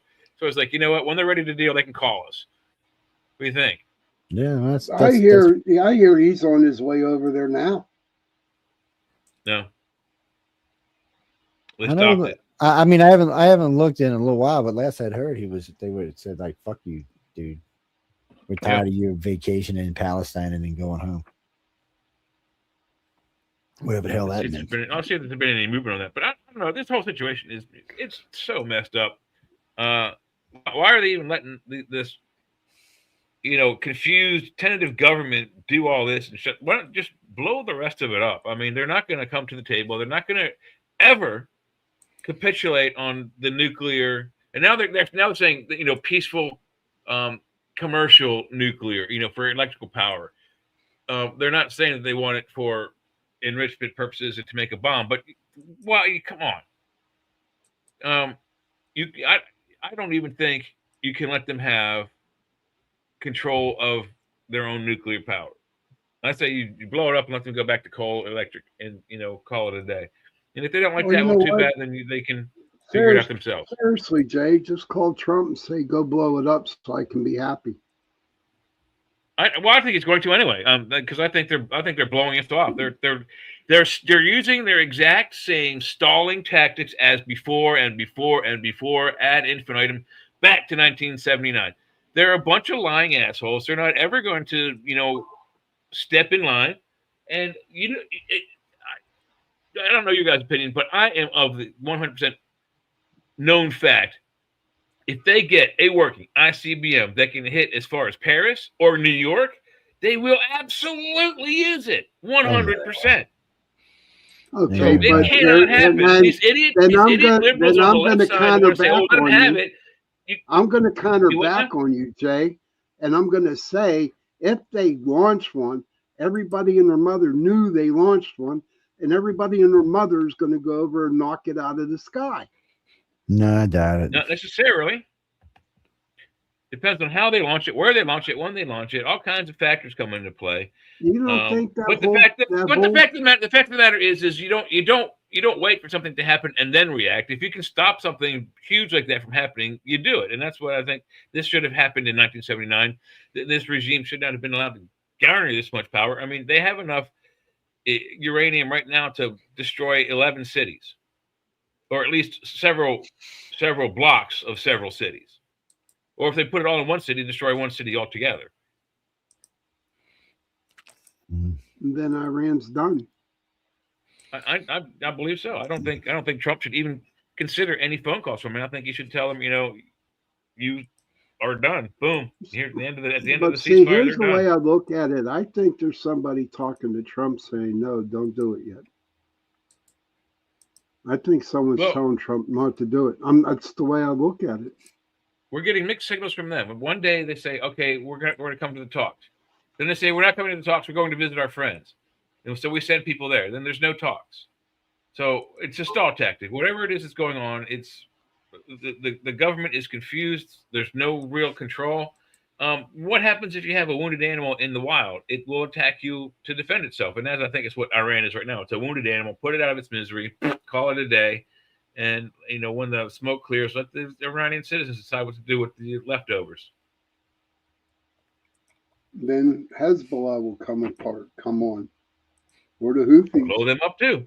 Well, no, not really, because without Iranian money, those two don't exist. Plus, they're in Lebanon. They have no money to travel. They're not getting there quick enough. Yeah, but that's who was paying for everything was Iran. Iran funded all the terrorist organizations in the Middle East. Well, why do you think Hezbollah is launched that at Israel? Because they're running out of money. They capture more territory. They can steal money from the local businesses they take over. Yeah, and we don't know. It's actually a poker game. I mean, they think they're bluffing Trump to get a better deal for themselves. He's not bluffing. If they don't sit down and say, "Okay, we won't strive for nuclear program. You can bring us our nuclear fuel for our reactors for the electrical," and that's all. If they agree to that, that'll be over. But they're not ever going to agree to that. They are fervently going to continue fighting for their ability and their God-given right to build a nuclear weapon to launch on us in Israel. No, screw that. What's that? What's the definition that word you just said, Jay? Infraroutinely? What word? Infraroutinely? You just said it. That there was a big word in there that you just said. Infraroutinely. Yeah, that's what it sounded like. Maybe I didn't say that. I don't know what you said. Better play the show over again. Find out. Transvestite something or another is what I heard. But anyway. What's that, Jason? No, I was giving away books on what the hell? I don't know if you can see. Yeah, 1 hour ago. It's still called off. Iran war live updates. Trump calls off Witkoff and Kushner's travel. It's Trump's kind of done with this right now, I think. I think someone's telling Trump not to do it. It's somebody else saying something. That someone is Agrish Nagabang, whatever their liaison. They're the de facto voice for Israel to Trump. Number one, that man's an asshole. He keeps flipping. He says one thing, and then an hour later, he changes his mind. If I were Trump, I'd be like, look, we're not going to come and talk to you. If you want to talk, here's my phone number. If we don't hear from you by the end of the deadline, boom. Well, look at that. Joe's right in the middle of two beautiful women. 4 beautiful women. Those Where's poor the- ladies. The Yeah. two, one on each side and 2 behind me, my friend. No, there's 3 behind you, dude. Yeah, but she's over there. I'm talking about the way it goes. It's a Are little those all the thing. winners? It's a little cover. How You know, much? see, okay, so the person in the blue, she's an astronaut. She was one of the keynote speakers. Very The interesting one directly person. behind you in the blue dress? Yeah, she's the astronaut. That's her husband on the side of her over there. Of course, we know this chick right here. This is Emily Goodwin. This is another one of the speakers. This is another speaker. This is Broomhilda. Okay. She's a Viking, so she's one of the spokespeople for Author Services. This young lady down here in the red, these two are married, or a couple. I shouldn't say married because I don't know for sure. He's a producer with 2 PhDs. She's another science geek. So us 3 and the lady in blue, we were having, because we're all at the same table, we're having the most interesting space conversation. We geeked out something fierce. So I'll bet. she was like, and the astronaut chick's like, wow. How do you know so much, Joe? Well, I'm an aerospace engineer myself. No, but it was fun. I mean, we talked about a lot of different stuff, and well, she's a not a cinematographer. She's a True Dolly. she's Yeah. true. She's true. It was easier for them to train her to be an astronaut than to train an astronaut to do what she does with cameras. They said it was just easier to teach her. So she was actually mission specialist That's on the this. same thing that happened in Armageddon. They had to send Bruce Willis up because it was easier for him to run the drill than for him to teach the astronauts how to run it. And that's the case. But she actually ran the mission. So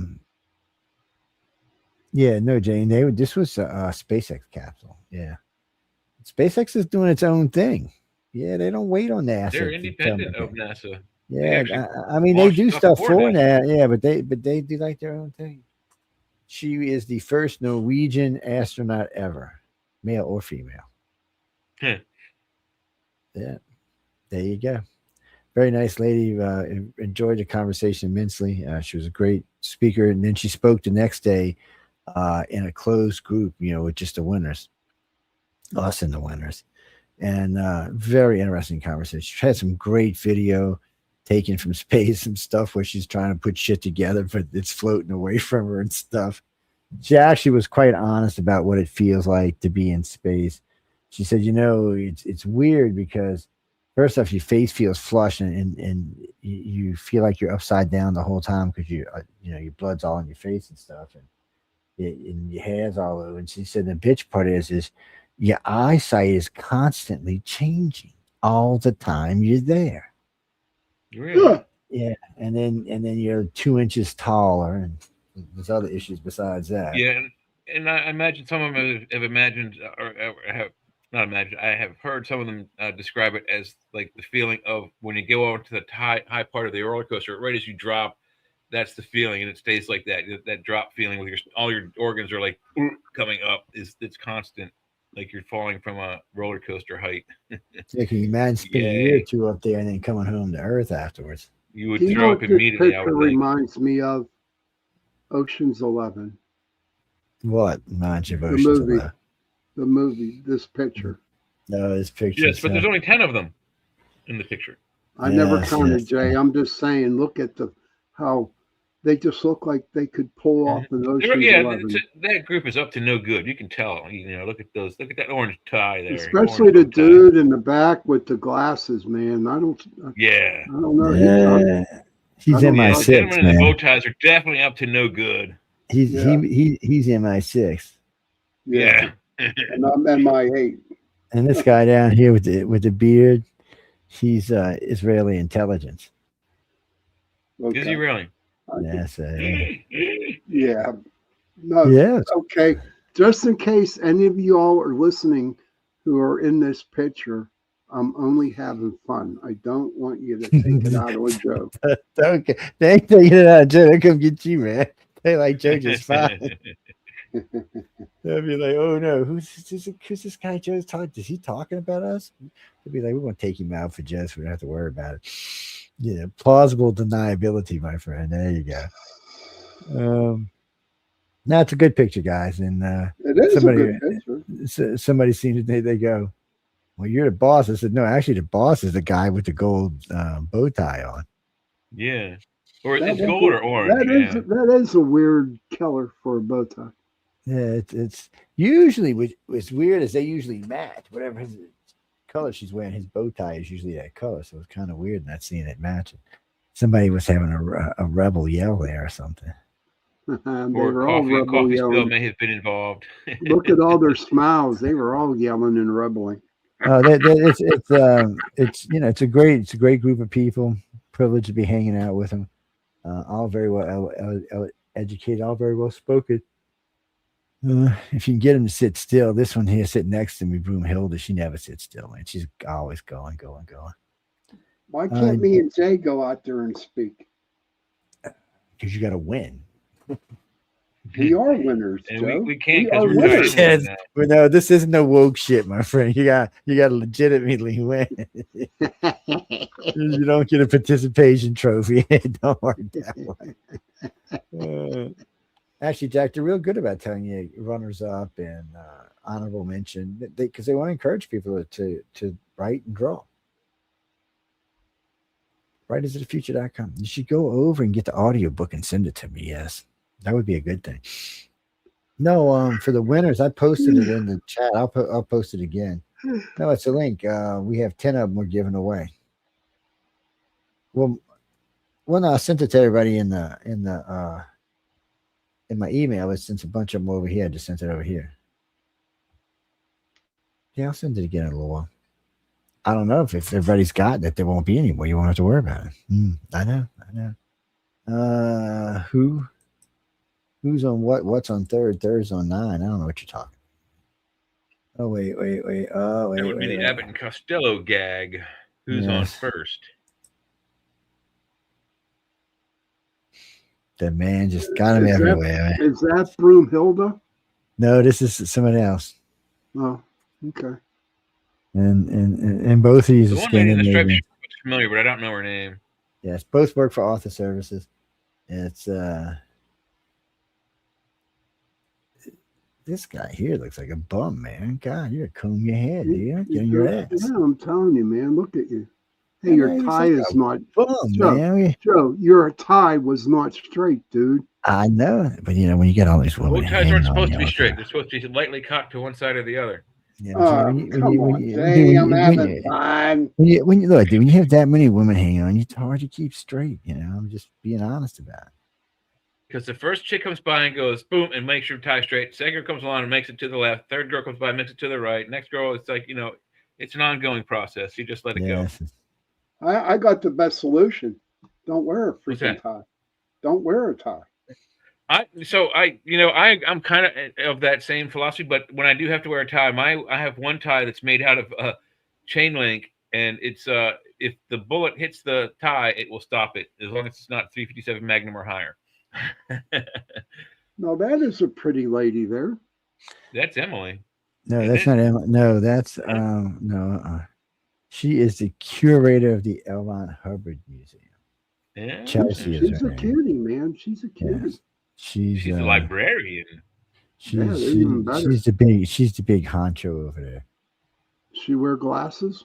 That would even I've never seen anybody wear glasses. Librarian type. Actually, Jack, I'm pretty sure everybody in the group over there is married. Yeah, all them women you see, all of them are married, Jack. I know. Can I tell you? It's just how it is. You act like I got something to do with it. No, it doesn't work that way. Oh, and that's my buddy there, my buddy in crime that I brought swords to. John. And that's John right there. I was talking about this buddy over here on the left. The sword lady. That is a weird looking color. When I see John again, I'm going to ask him about that tie. Yeah, he was. Well, you can wear whatever you want at the gala, Jimmy. They don't care. I mean, they care, but you can wear anything you want that's black tie. They don't mind you wearing weird stuff, just not too weird. That dude on the right, what kind of ties he have on? He's got a big bow tie on. It's just a big one. Didn't Get one it. year wasn't two gentlemen dressed up like the two idiots from Dumb and Dumber with like a gold suit and a purple satin suit, like shiny suits. Somebody one year wore a gold sequence jacket, and somebody one year I That's think it. wore, That's it. That's it. That's and one it. year Yeah. somebody wore a blue one. I think. Yeah. Let me see. Let me see. It's Holly Weird. Get your Holly Weird on. There's this one. I'm just looking to see it. Look at this sexy back. Oh, there you go. There you go. Look at this sexy. Look at this picture. You can put that on a freaking magazine. Say we in there. One saying who's right. That's actually we're actually doing a lecture on the do's and don'ts of dealing with assholes like me in the media. John did not like what you were saying because look at that face on John. He looks mean. He looks mad at you, Joe. No, it's the conversation we're having. It's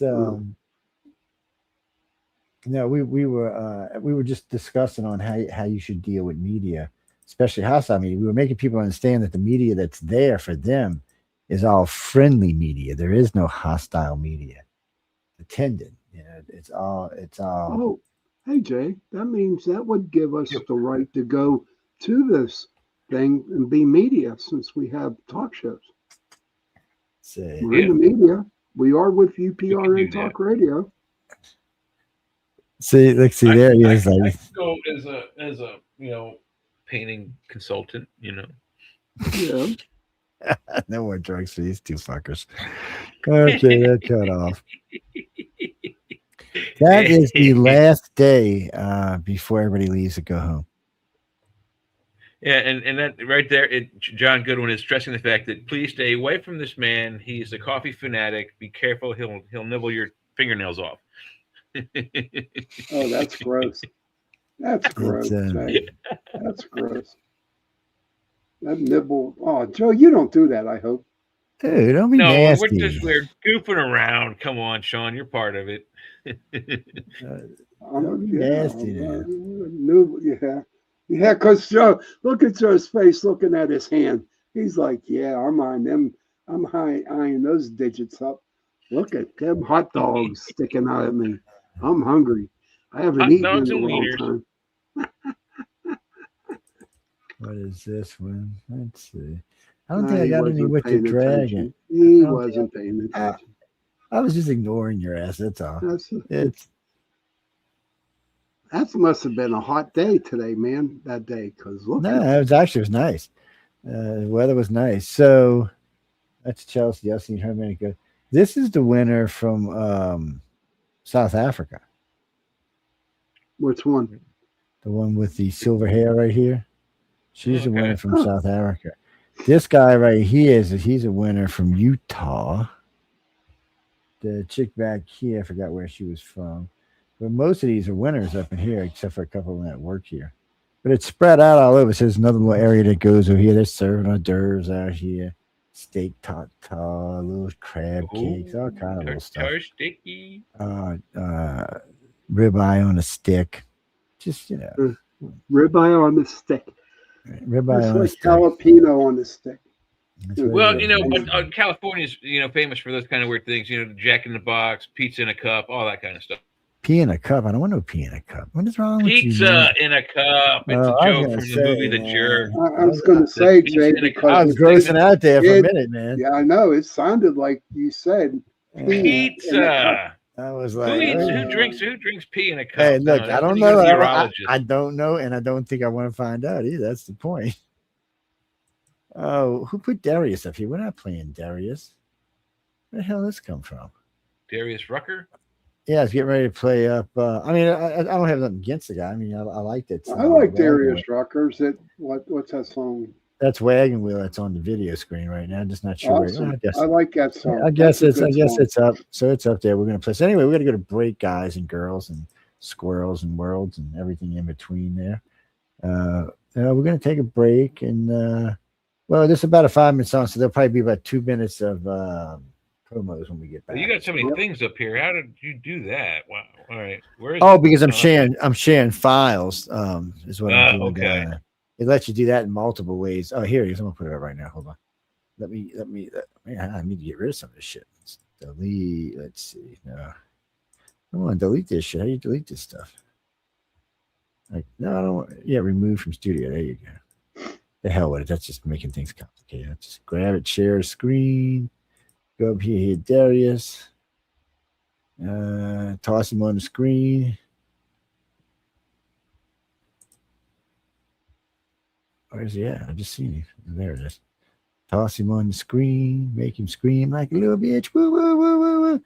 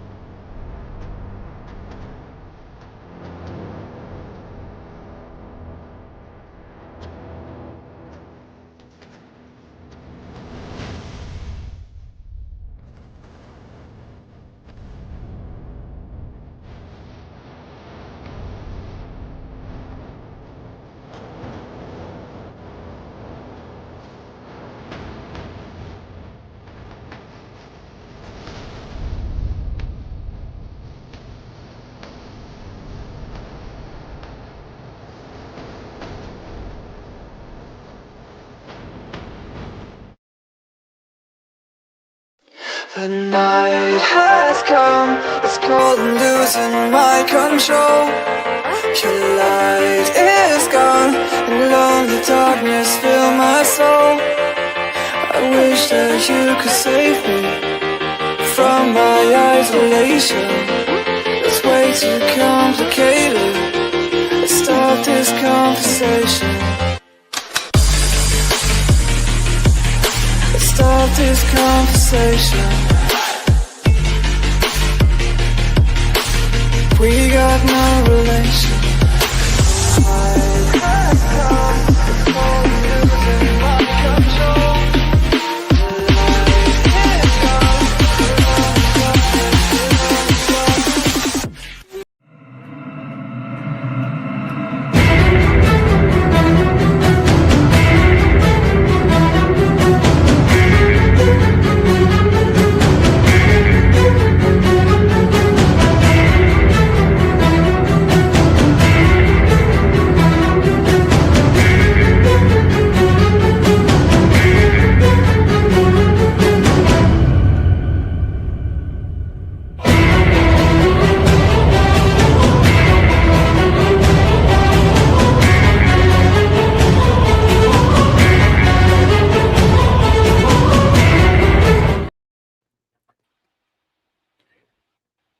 Hello. Hello. Hello. Hello. Welcome back, Hello. everybody. Hello. Is anybody out there? I don't know. I think Jay is preaching to Mother Earth there for a little bit. Say, oh, mighty, mighty earth, yes. Oh, mighty, mighty, mighty, yeah, yeah. Yeah, that's what he's doing. He's He's praying to speaking Mother our Earth. way, man. Oh, just because I'm going What's wrong with making the front of my house look purty? Purdy, huh? Okay, Purdy, we got huh? you, Purdy. We heard you, Purdy, Purdy. Hey, Jay, you're above the Mason-Dixie line, man. You don't talk like that. Only by about 15 minutes, though. It don't matter. You're still above the Mason-Dixie line. I was born below it, so I think I'm okay. No, you moved to up above it. So? No. That's right. No. Now you got to speak like you got a stick in your asshole. A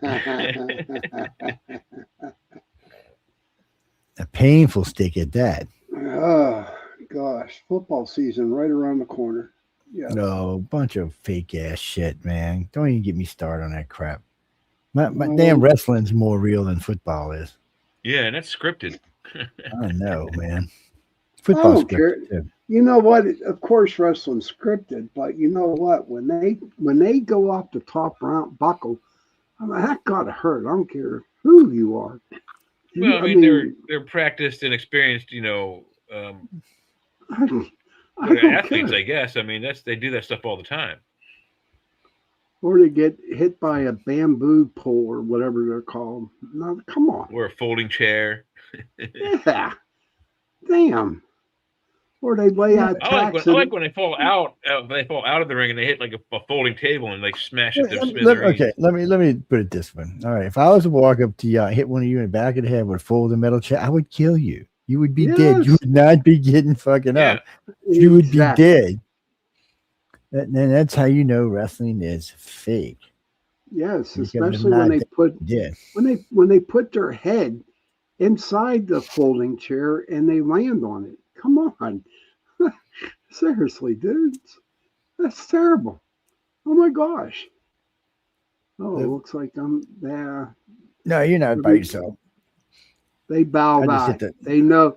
Well, see, Joe, it just goes to show you who's the most gorgeous man on his panel. It's that reptilian looking bastard up there. That's who it is. Look how sexy this guy is. He's sexy. He's got he's got little spikes coming out his head and shit. Come on, you can't compete with spikes. I mean, honestly, we only have one person watching the show right now, so on here we do, yeah. I mean, come on, look at me.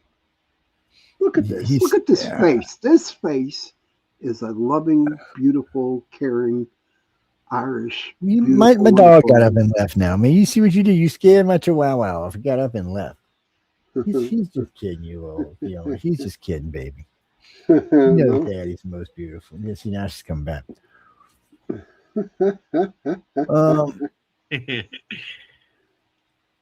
No, Gene, y'all can listen to us on.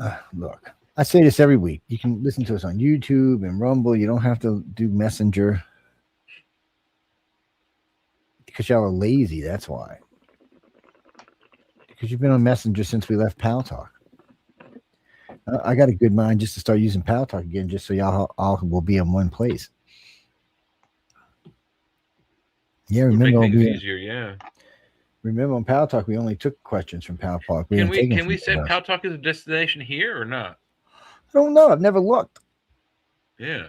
We ought to figure that out. I wonder who's speaking to Mother Earth now. I know Jay was doing his little ritual. No, if Pal Talk has a stream key, we can put it on here just like we do with other stuff. That'd be like really cool to do something like that. Yeah. Because we still have a lot of fans that still use Pal Talk, and we keep forgetting to put it on, the stream. Yeah, I've been a little hesitant at putting on this computer since it's been acting like an ass. But once I order some more RAM for this one, I'll add it on here. Because Pal Talk takes a little bit of power, but it's a great little program. I just, I'll have to look and see. Does it have a stream key? I guess we can just ask. Yeah. Jack, Pal Talk is so back in the day, they used Yahoo used to have a chat where you could go in and talk with people all the time. And this other group called Fire Talk started the group with controls because Yahoo didn't have any controls. You get room rated by people from the Middle East all the time. It was insane back then in the 90s. It was just nuts. So somebody started that. Well, Pal Talk bought out Fire Talk. A friend of mine told me about Pal Talk, and it had room controls. And we had a big room on Yahoo, a room that met every day. So we it took a while to get everybody to go to Pal Talk because people didn't like it because it was blue. What the fuck ever. But still, I'm serious. They didn't like it because it was blue. And when we left to come to move away from Pal Talk, it was hard to get people because we didn't have any. We used what was it? The phone one. Dude, Pal Talk. No, Skype. Skype. Yeah. Skype came after. Yeah, that's right. Yeah, Skype. Well, station's been through a couple of incarnations in the way it communicates around the world. In the old days, we had to use hybrid boxes connected to 14 outbound server boxes that connected to other stuff. And we had to have all these preamps and all kind of other crap. We don't have to have all that. Hey, Joe. Joe, I just typed in, can Pal Talk be streamed on StreamYard? And it said yes. Oh, that's cool. Pal Talk can be streamed on StreamYard. Since Pal Talk is a desktop application, you can use screen sharing in StreamYard to share your Pal Talk window and audio, Yeah. So allowing you to yeah. broadcast.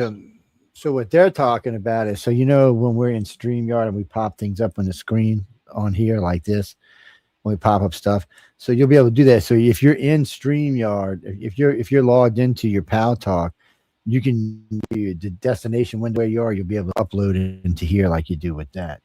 But we want to be able to stream it with the key. So I don't know if it'll let you do that. We're gonna have to find out. But yeah, I know what it's What's the talking about there. what's the What, little what, paperclip? Usually Huh? it means paperclip usually means a file of some sort. Or something, yeah, Okay. something's been attached or you can attach. Yeah, or attachment. Yeah,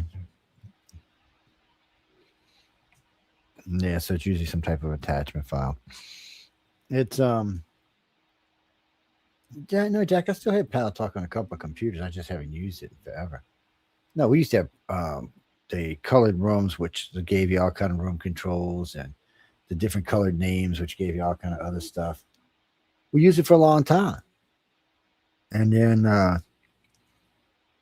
the other one came along and it allowed us to make calls. You could call directly into the station, so we ended up using that one instead. Skype until StreamYard came along. Mm-hmm. Well, those little Skype was transition. cool, so we could add like phone, like almost like a real radio, like so you could pipe in callers for questions and answer sessions. Yeah. And yeah, the only downside we had with Skype as far as callers goes is we couldn't talk to the caller pre the call.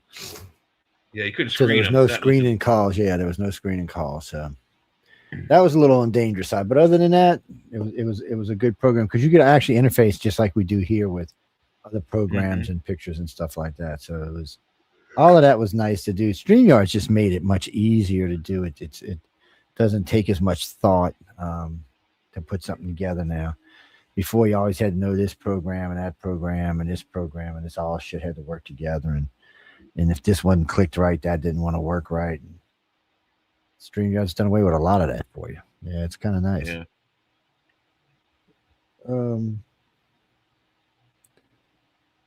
Oh no, you're talking about the new Twitter. Yeah, I don't remember the name of it. No, and I'm not going to join it. Yeah. Yeah, it's because it's just a liberal shithole. I don't want to go where there's only one point of view. Yeah, I'm Well, sorry. I thought Elon Musk had Twitter, or is that X?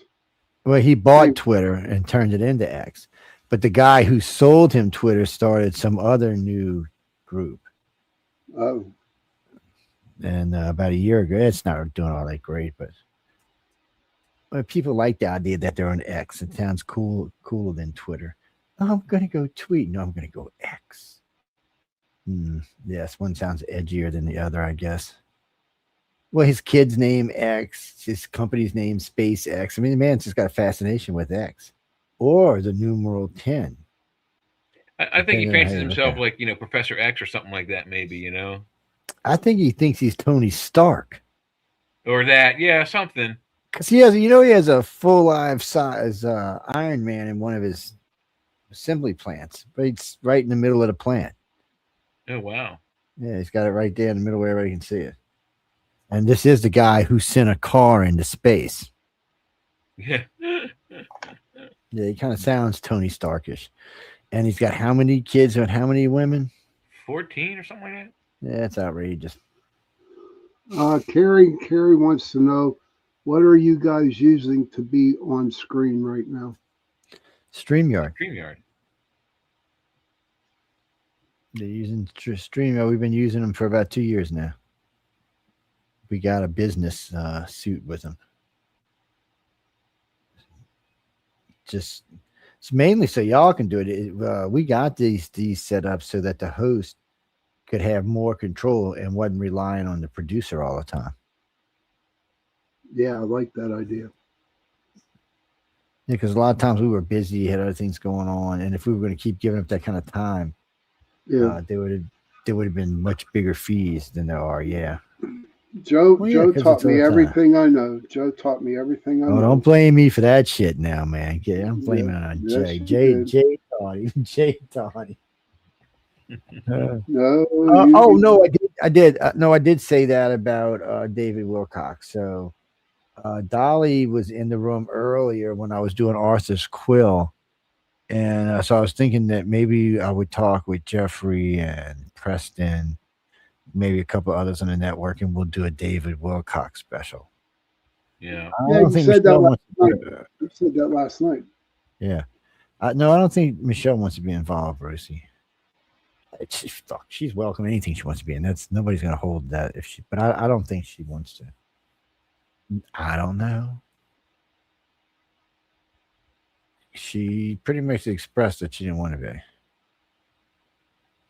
be. No. Usually, Michelle's pretty good about expressing her feelings. Not something you got to worry Oh about. yes, very good. You Very, just very usually good. know guessing about what she's saying. Yeah. She It's is like Michelle and Jay an asshole. I mean, there was no doubt she called Jay an no, asshole. no. She is one of the most loveliest ladies in the world. See how she's got him cons, man. Now y'all know why Yeah. she's a What did you manager. do, John? You got in trouble again? Nope, Now, not at all, now you know man. why she's a manager. Yeah, She so is my support system. She is my next support system. next year we'll have to put her in this picture. I wonder Get if I her could out crop there, it Jeff. in there. Well, you know I've what? been trying to get her to come out there for like 8 years now. Pay her, She's- give her a plane ticket, dude. Give her a She plane. said she's scared that they won't let her back into Canada. She comes and hangs out with us. They'd be like, "No, you cannot go back to Canada. No, psst, you're now American." Ha Well, you Carrie American says pig. Carrie says Michelle is a queen. She is a queen. She's the queen of Canada. No, she's the empress. Queens are for wimps, man. The queens are wimpy. Empresses No, are the ones that rule. no, dude, she's a tempest. She's what's up, Jeff? She's a tempest. She's evil. Yeah, but she is evil too. That's Who okay. said that? She ain't no evil. She is Come on. evil like the plague, man. No, she is not, dude. You got to get her a new coffin. She's due for a new one. I know. The other one's getting kind of raggedy looking. Too many years in that thing. It would have been Just so like cool 900 to years old. that weekend at Vlad Tepes's castle in Romania and get to sleep in a coffin. That would have been so badass. We all No, tried it for wouldn't. that. It'd be Michelle, ridiculous because I Lorelai, wouldn't all be of us. able to move around. I'd have Oh, to I would take love it. 10. It'd be so cool. I would take 10 tablets of melatonin and go to sleep. So we would see Sean laying there. I like would this. take 10 tablets of acid and try to go to sleep. Dun, dun, dun. I'm bringing my lightsaber from one of Vlad's, but I don't think vampires can take lightsabers. So I'm taking the lightsaber with me. We're not Well, taking no, a Joe. chance. Joe, did you not tell me, since I have O negative blood, that I would kill the vampire? Is that correct? No, you won't kill a vampire. He'll suck you dry because you extend his life. Well, dude, wouldn't they want to just chain me up and treat me like a fine wine and just say, "Oh, Yeah, for the first 5,000 or 6,000 years, but after that, you get bitter after a while, so they just end up sucking you dry and sending you on the way. Yeah, people think about vampires in 100 years instead of the tens of thousands of years. They could have been here a really long time. Could be here a really long time. Oh, wow. Listen to this. 32 minutes ago, guys, Trump rushed off stage at White House Correspondents' Dinner. This is coming from because CNN. someone So, fired. You know why? Someone was firing shots. wow. Trump rushed off stage after possible shots fired at White House Correspondents' Dinner. Yep. Wow. These people ain't going to be happy till they kill him and start a revolution in our country. Yeah. Agents draw their guns after loud bangs were heard during the White House Correspondents' Dinner at the Washington Hilton in Washington, D.C. And that's the same hotel where I saw the second or third Star Trek convention. It's the same hotel where President Reagan was shot. What the hell? There's no security at this place? I mean, you would think after Reagan got shot outside of it, there'd be some See, more he security. was just talking about they need the new ballroom for security. And Yeah. it was. Because they need a secure place to have these things. Yeah. Yeah, you had a secure Yeah, ballroom. Vice President J.D. Vance and members of the cabinet were also in attendance were rushed out as well. Yeah. What always makes me nervous One when has they announced that the shooter is in custody. Wow. Wow, wow, wow. Probably So be it Soros. They paid him off. probably his fourth Yeah. attempt in this guy's life One of now. Soros' goons. The guy says his name was Jeffrey Pritchett. Oh, really? Jeffrey. Jeff, come on. Man, what y'all, Jeffrey? You can't be going over there doing that kind of stuff, man. I can't believe a guy like Jeffrey Pritchard does not like Trump. He can't stand him. Oh my God! Don't even do that he's to got poor Jeffrey. He would severe explode. TDS. Yes, he would Severe explode. TDS. I love Jeffrey to death, but if you gave him a Trump enema, he would explode. We got into it one time on the show. He was going so off on the administration. I was like, he said something about his rights bill. I'm like, what? No, well, Jeff, explain to me which rights have you lost? He couldn't I know find that's any. my favorite. Yeah, because there is none. Actually, we've gained a couple. Nothing has happened. Yeah, we've gained a couple of rights. We haven't lost any rights. Democrats hate when they challenge you in that, and you show them, oh no. Let's see where y'all were saying. We got one whole brand new vacation spot, Venezuela. We're about to get a second really cool vacation spot, Cuba. And in a few months, we may have a third, yet further away vacation spot, Iran. I ain't going there. Fuck that. I want to go to Iran. I'd like to see our next vacation spot. You know where our next vacation spot's going to be? Sumerian stuff survived the culling when Al Qaeda took over. So when Russia takes England out, we got to go save their ass. We're going to make them a colony. We're going to make them a territory again. Say, we're not giving you any. Look, we've had to save your ass too many times now, so now you're just going to be a territory of the United States. You're not even big enough to be a state. Yeah, so you're going to be a territory. Canada's a mess. Yeah, So the problem is these medias have been hating on the United States for a while now. And so the people are like, oh, United States. And then they started realizing all of a sudden the U.S. is talking about, well, we're not going to defend your borders anymore. We're not going to help you. We're not going to give you money. We're going to pull out the UN. We're going to pull out all these deals. We're going to stop spending $3.5 trillion outside of our country on allies and let you fend for your fucking selves. They're about to panic. So when Ruto got up there and said, well, if the United States pulls out of NATO completely and is leaving Europe, I'm moving to America, that should have fucking told everybody something. I mean, this is the guy in charge of NATO, and he said, I'm going to fucking move because he said Europe would not be safe without America. And then he forced. And he repeats this all the time. Mark Rutte is a very intelligent man. He used to run the Netherlands. Now he's running NATO. And the past 8 years or so, even during Trump's first administration, when he was president of the Netherlands, they seem to be very good friends. And he's been saying this since then, that Europe cannot survive without America's assistance in any conflict that comes up, particularly if Russia or China or both are involved. But you see, they got so complacent over there that they were like, oh, well, we don't need America. And then they go to fucking field. They still ain't got a ship down to Garcia yet. It's been, what, a month? They still ain't got a ship down there. I'm thinking, dude, you can't even feel the ship. And you're going to try to send an aircraft carrier to Persian Gulf? Please don't do that. You're going to cause a problem. Your ship's going to get fucking sunk in the damn Hormuz Straits or something. And when was the last time we ran Navy drills with the British Navy? It's been a while. 90s? No. We've done it in the 2000s, but not like we used to. Right. So they're just going to get in the way. Yeah, in a lot of ways, they will just get in the way. So in France, I'll be right back, gentlemen. The coffee is finally kicking in. I'll be back in a moment. France is going to do what? They can't do anything either. Do shit. Well, they're just another shithole country now, and they think, I don't know what they think, and they're finding out that it's going to cost a lot of money to support a military over there, way more than any of them are willing to put up. They were bitching at 5%. They're talking 15% now to build a military like the U.S. has over there and maintain. No, it's not. Plus, they got to build their own missile defense shield and their own nuclear umbrella. That's another $1 trillion at least, probably just in development.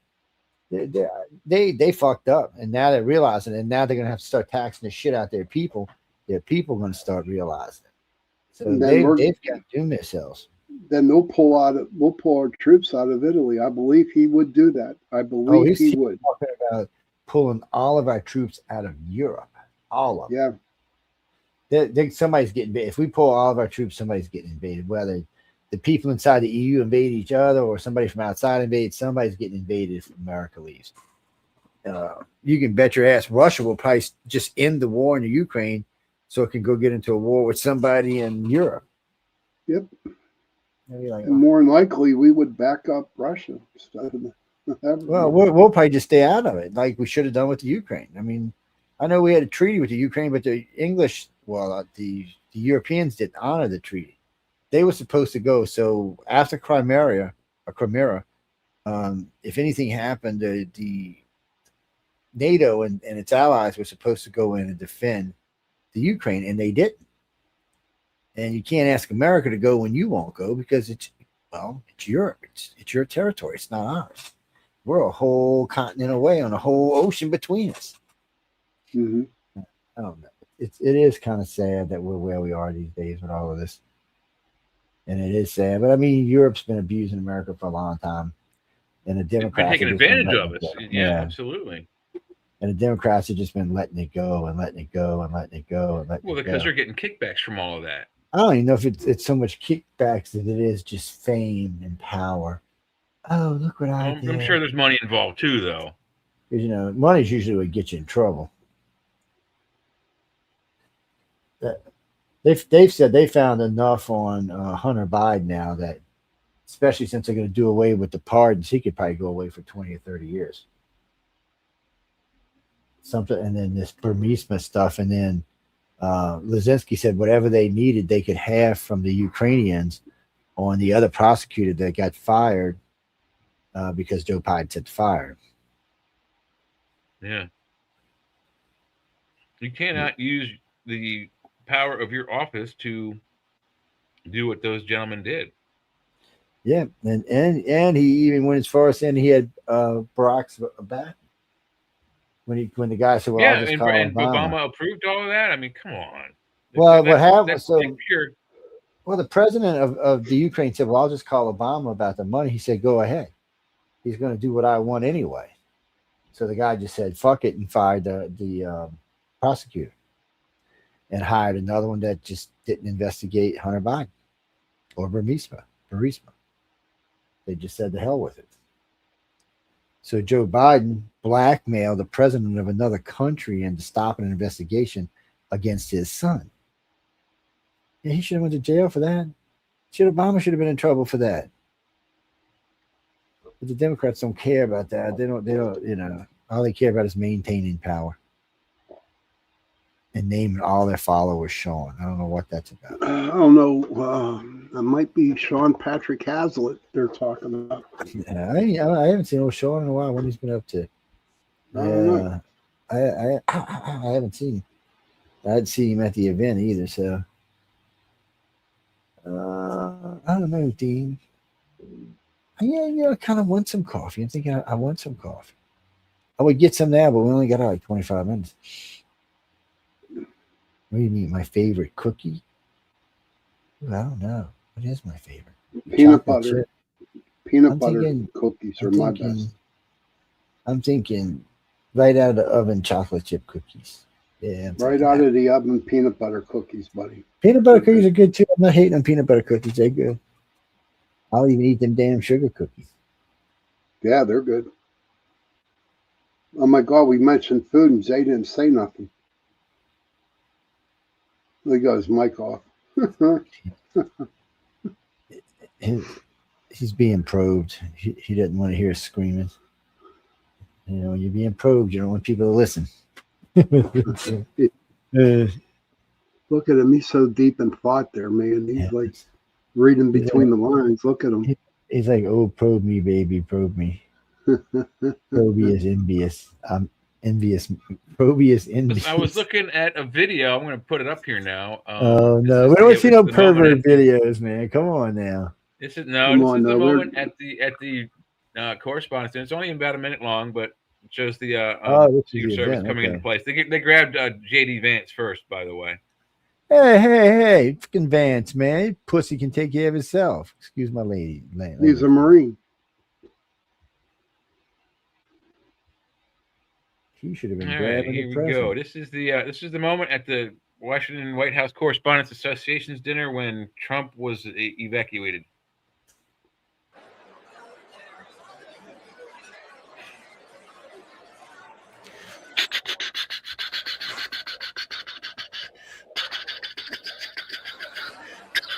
Tommy gunning. Yeah, Trump's there off to the left of the podium, Yeah, I see him up there. and Vance is to the Some little right. brunette's trying to feel him up. I see that. Now here comes all the Secret Service guys. They got Vance, and Vance is out of there. They're surrounding Trump. Oh, Trump, look at my ass. I gotta keep my asses, Trump. Don't you like my ass, Trump? Trump's like, I don't want to see your ass, dude. Get the fuck out of here. Get out, man. There's more shots being fired. Pop, pop, pop. I didn't hear the shots. Pop, pop, pop, I didn't either. Well, everybody's getting down in the place. Somebody heard something. I didn't hear nothing. I'm just saying. Look at the guy with the biped. He's got a big gun up there. Wow. I know you see that. Both of them got a big gun up there. Yeah, 3 of them with machine guns. Oh, second. So there we go. The president went PP. National TV. It's kind of messed up, isn't it? I don't know. Every time. Number 4, Joe was saying? Number 4? Yeah, so. Third attempt. Third? First one was the guy that shot him in the ear. Second one was the guy that had the gun waiting for him on the golf course, and this is the third one. No, there was another one. Yeah, there was a guy in Miami or somewhere saying he was going to blow him up or something. Yeah, no, that's the guy on the golf course. No, that's not the golf course. No, he's already in jail. This is a whole different thing than him. Hey, Google, how many attempts have there been on Donald Trump's life? Oh God, you might want to change that question. Assassination attempts on Donald Trump during his 2024 campaign, 2, along with several other documented security incidents over the years. Yeah, so it's now 3. No, it's more like 6. That's what you just said. Several other. Well, yeah, incidents, security incidents. That's what tonight was a security incident. Well, the gunshots fired. That's not in the building. Where were these shots fired? As far as we know, that was chitty chitty bang bang outside, going down the street. Yeah, that's the problem. I don't think though that the Secret Service would react to a car backfire. Well, no, the Secret Service wouldn't know what it was. All the Secret Service would hear is bang bang bang bang. They wouldn't know until the guy on the roof called down and said, "Hey, dumbass, it was a car. Don't worry about it."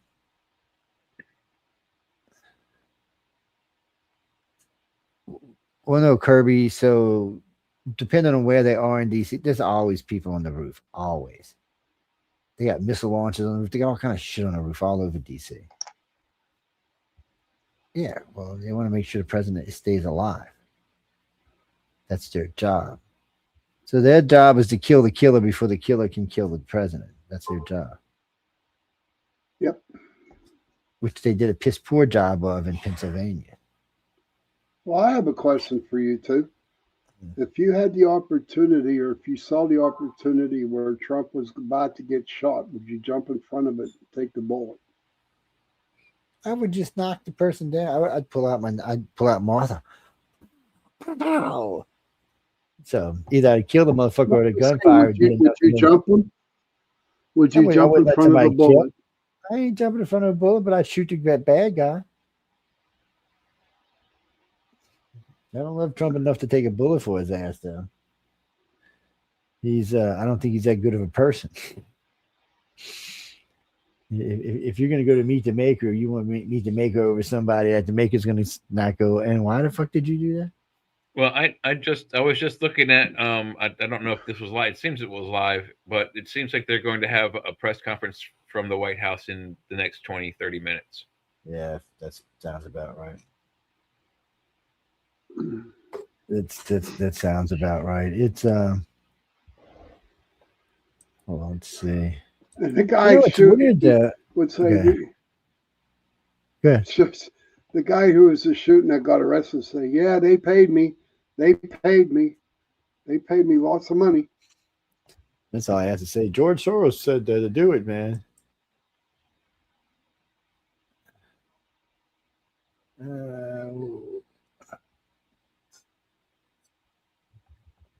something happened at one of the other press dinners.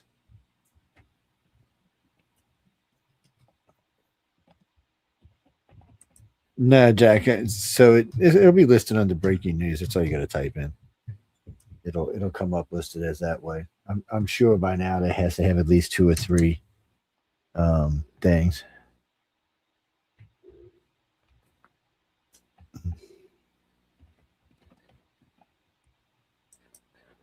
So let's see. They're shooting at Trump. Let's see the first thing you see on CNN. What is it?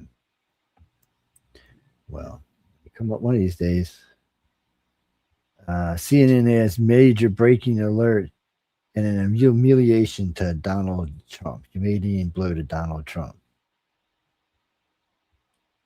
Okay. What was that? It What was says that, CNN airs major breaking alert, and it's a humiliating blow to Donald Trump. What? Why? Oh my God, they're bad. Jesus. Lord help us. Humiliating. My God, the dude just got shot at. Man, people ahead are in the freaking sand. There's something wrong with them people. Honest to God. And then now CNN just put up a thing. Donald Trump rushed to safety after suspected gunshots at White House dinner. Well, that proves his point about he needs to build the thing because of security. Little coincidental thingy we got going on there. Are they still? Did they? Yeah, I've got a live news feed in my ear, so that's why my mic is off. I'm trying to listen to see if there's going to be a White House conference here coming up. If we're still on, maybe we can throw it up. I don't know.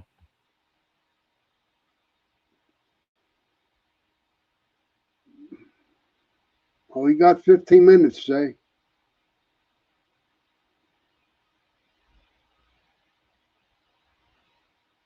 So everybody, U.S. Army vet says people are freaking crazy. You're right there. You're right there, Mr. Army vet. This whole world's going to shit. It is. There's a lot of shitty freaking people in this country. This whole world. I mean, they're so happy that President Trump's getting shot at. What would it feel like if they were being shot at? I'm sure they're not going to say, I'm sure, people would be rejoicing if they said something about them being shot at. This world is not right. They are not right, man. The way I was raised, totally different. And I'm going to be honest with you, everybody out there. I don't know what in the hell happened, but this isn't the world that I was raised up in. This was not what I grew up with. I mean, you talk back to your mother, you got your ass whipped by your mom and then your dad. That's true, too. Not putting up with that shit. No. There's no standing in the corner and say, it's okay, little buddy, go play your fucking game. No. He said, you just got your ass whipped. No questions asked. And here's the other thing, everybody. Your neighbors were allowed to fucking kick your ass. Then you got home and got your butt kicked by your parents.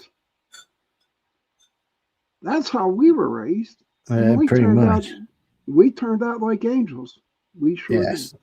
Pure driven snow like angels, yes. You know it, buddy. Can't get any more angelic light than us. When did it change? They're not even carrying. No, probably at the end of the 90s. I've got Fox News. You want me to throw it up? This is live. He's going to speak soon. I don't know. They don't have a time frame on it. When we throw it up? Yeah, throw it up. We could always mute it in and out. Democrats want ICE reform now boxed out from being in the process. Yeah, did you see they passed that bill for Homeland? Yeah, Dave. And we will be rescheduling. They got tired of messing with the Democrats. So, okay, well, you don't hear that? Just Trump. Sean, back to you. You and I had talked about this previously. We both know the president.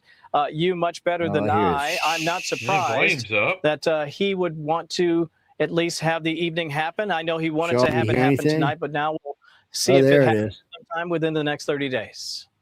Well, the president was very clear that came up. He literally, is part of the deliberation, the first part of the discussion that I heard was he wanted to go back. There wasn't a single person that was in that room, and there were a number of people with him, obviously, that agreed with that assessment for a variety of different reasons. Nobody could assure that this was a lone gunman, and nor could they assure the safety and security of that room. He tried to make the argument for it. He was told that it would be hours and hours away from being safe and secure. So then the president, I heard him make the decision, okay, we'll go back to the White House, we'll make a statement, but I want this rescheduled in 30 days. Those were words that came right out of his mouth. And at that point, and I do know, having talked to the FBI director very briefly, the FBI director is with the shooter, and the Secret Service agent that was in fact shot, thank God he had body armor on, he will be okay. And that's the latest that we know. Now there's going to be a lot of questions, Kevin, and I know you've been bringing up different aspects of this discussion, the culture that we're living in, the rhetoric in the country, all of the above. And, I think that a lot of this is going to be discussed. I'm looking on the screen now. I see somebody being escorted out. Obviously, they got hurt. I don't know if they got hurt in terms of the shooting, or if maybe, when they fell to the floor, something might have happened. But it's a scary time for people. This is the president of our country. We all watch Butler. We all watch Trump International. And now on this, what was supposed to be a somewhat celebratory night, where the media and a president that has given more access to the media than any modern day president that I can think of. I think Nixon was pretty popular with the media, wasn't he? This is a night that they were going to come together. Nixon was. Reagan was too, but not as much as this guy. Might have said, but we've got to pray for our country and a healing that somehow can take place. I know a lot of the issues we talk about may seem irreconcilable at times, but there's got to be a way to have deep discussion, debate, and make it a little bit more respectful than Nazi, fascist, and racist, because that's the end summary of what I think the left has done to him. It's dehumanizing. They have vilified, and unfortunately, there are a lot of people that are not well, and those people that are not well, could be susceptible to any suggestions that some people give. Well, that's right. They take the stuff to heart and they act on it. Friend, they're stupid. I really appreciate you sharing that. I just want to share this detail from backstage. Our colleague Jackie Heinrich and others have reported that poor Erica Kirk. I mean, you mentioned we all saw Butler. Look, we all saw what happened to poor Charlie. We got this from backstage. Erica Kirk came running through the backstage in tears, crying, "I just want to go home." She was then escorted out of the building. It's just, again, it's one of those situations, Sean, I think you said it so well. The discourse, the tone, it's something's got to give here for the betterment of our country and indeed the entire world. Kevin, I know somebody that actually saw that moment, saw her, spoke to her briefly, and can you really blame her? I mean, she watched an assassination of her young husband, somebody that believed in spirited, friendly, fun debate, that had a deep faith in God, and I just think that our better angels at some point here have got to take over. I know the tensions are high. I know the stakes are high. I understand the political ramifications of all of it. And we all care. And but I do give the president a lot of credit. I mean, to hear the little bit of deliberations that I was privy to, and I did ask if I can report this. And he was the person that was fighting the most to go back in that room. And there wasn't a single person around him that liked that idea. And when he was told, like the final moment when he decided was when they said, "Sir, it will take us 5 hours to clear that room and make it anywhere near safe and secure for you to go back in there. It's not doable tonight." And at that point, the president said, "All right, let me go back to the White House." He'll be giving remarks momentarily. And he definitively said, "But I'm going back." And those were the words he used. And I want it within 30 days. I did hear that part of that conversation. I was privy to, and I give him a lot of credit for that. That is the same guy we discussed earlier in Butler. Think of all those people there. It's a whole thing. It's like dinner and a presentation. I wonder if they had dinner first and then this happened. He's a pretty unique historical figure in many ways, and it's hard to watch all of this. And, I don't care. We've got to keep elected officials, Democrat, Republican, liberal, conservative. We've got to protect them. That's right. And I'm not casting aspersions against anybody. I am saying that there's got to be, reevaluation of this. There are so many brave men and women that do put their lives on the line there's one coming. To protect our elected officials. But when a breach like this can happen, we need a full reexamination of all of it. The great Sean Hannity, thank you, my friend, for your perspective. We appreciate that. We also have Kevin. Brett Baer and others with us here tonight. We'll welcome them back in momentarily. In the meantime, I want to welcome my colleague, Alicia Acuna. She'll also help us with our coverage here tonight. Alicia, Peter Doocy is outside the Washington Hilton. He, of course, is our senior White House correspondent.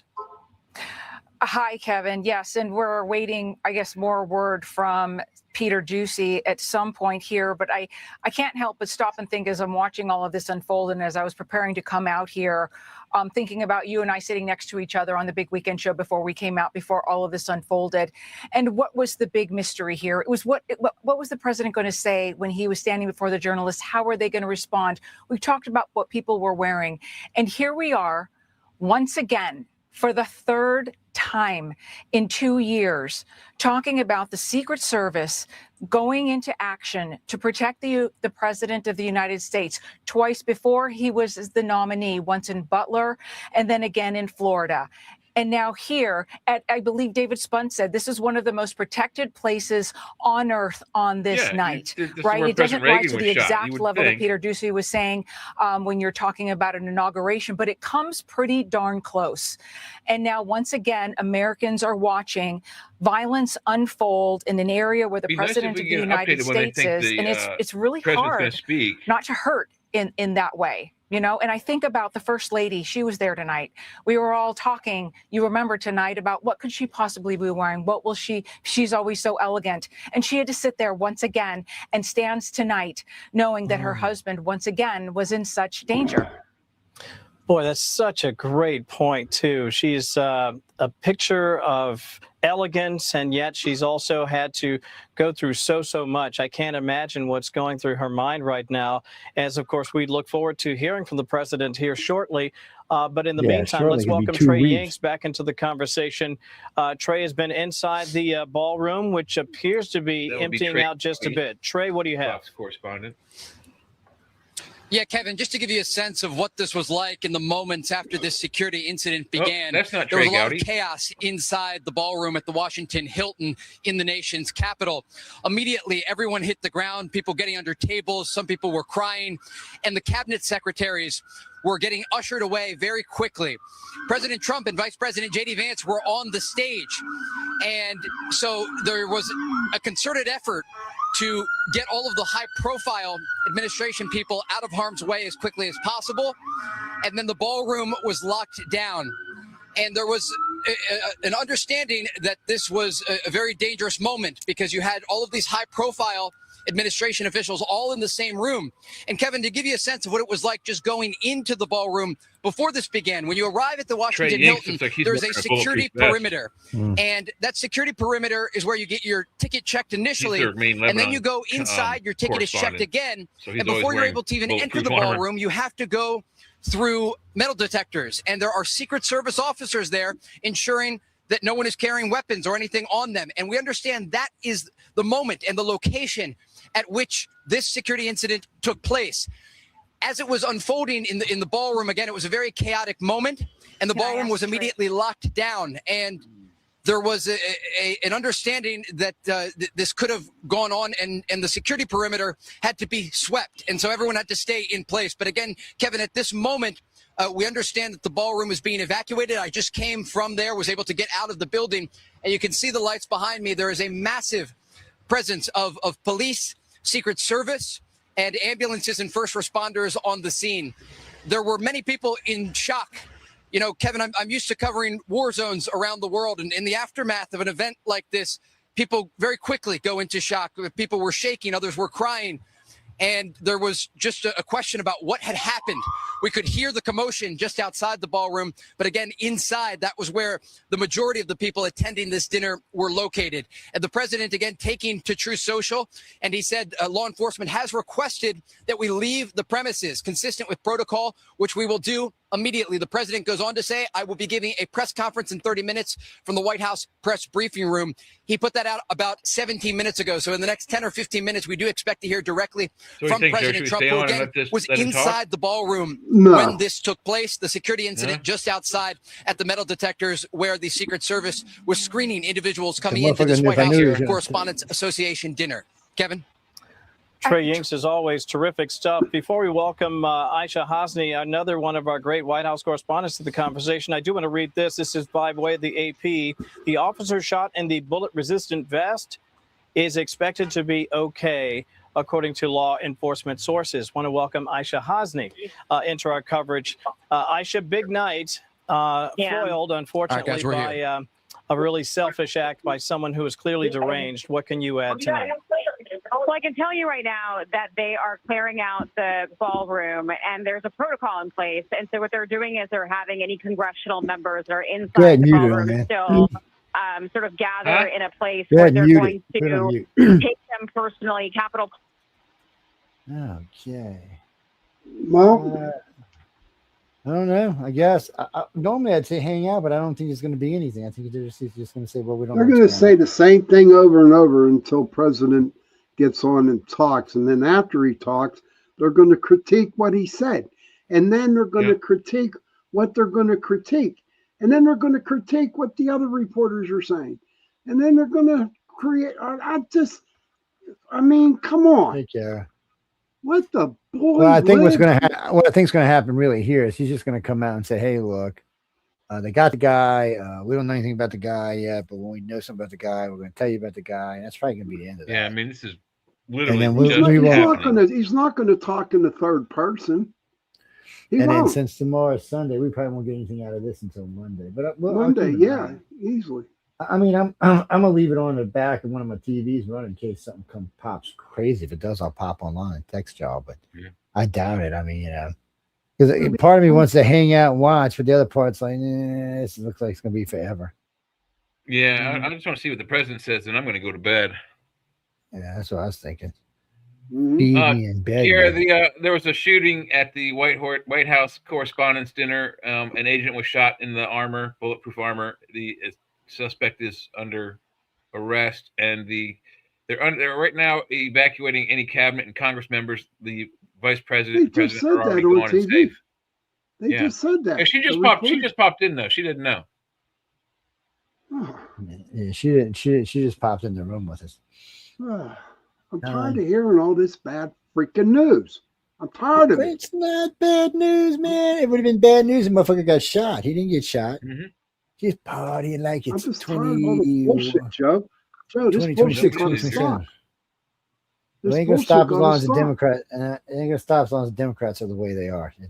As long as he keeps touting that he's a tyrant and a dictator and a Nazi and a fascist and all these other things, people that are already on the brink of going nuts are going to go nuts further and keep doing this until they stop their rhetoric.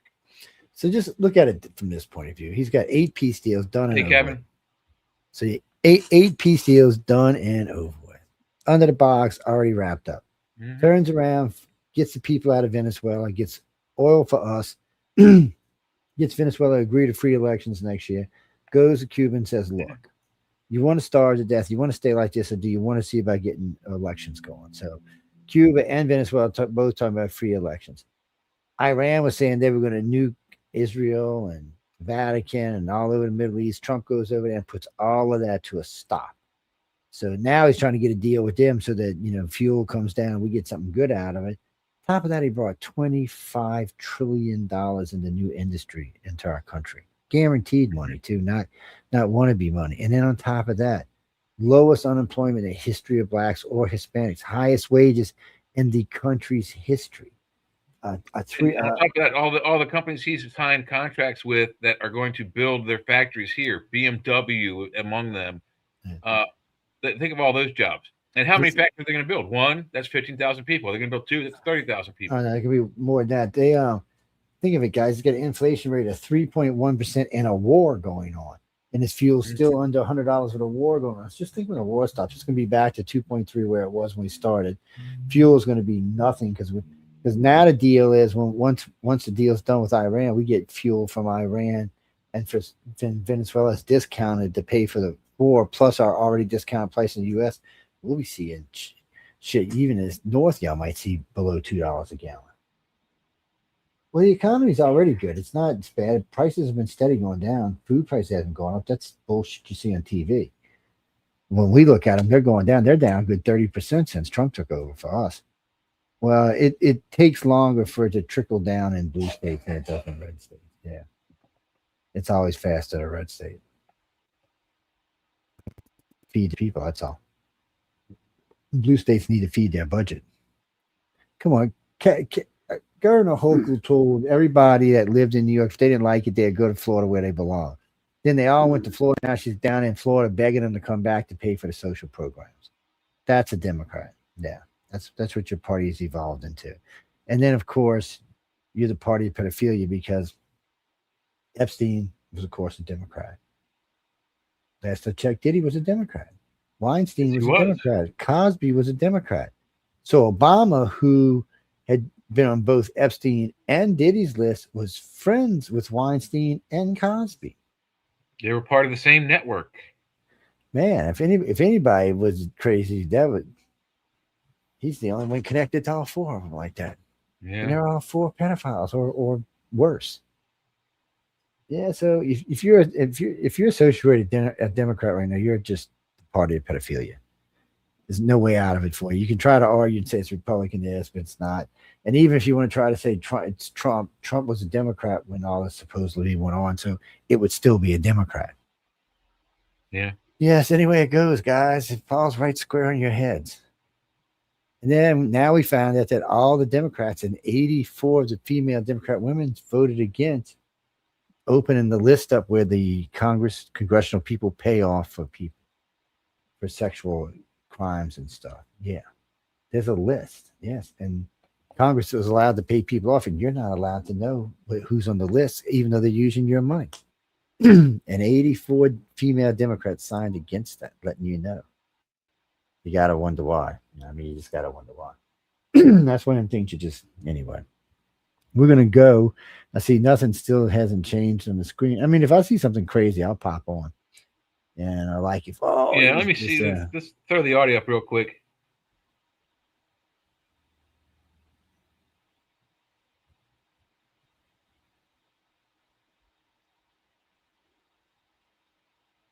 Damn it. Damn. And my voice can get all scratchy.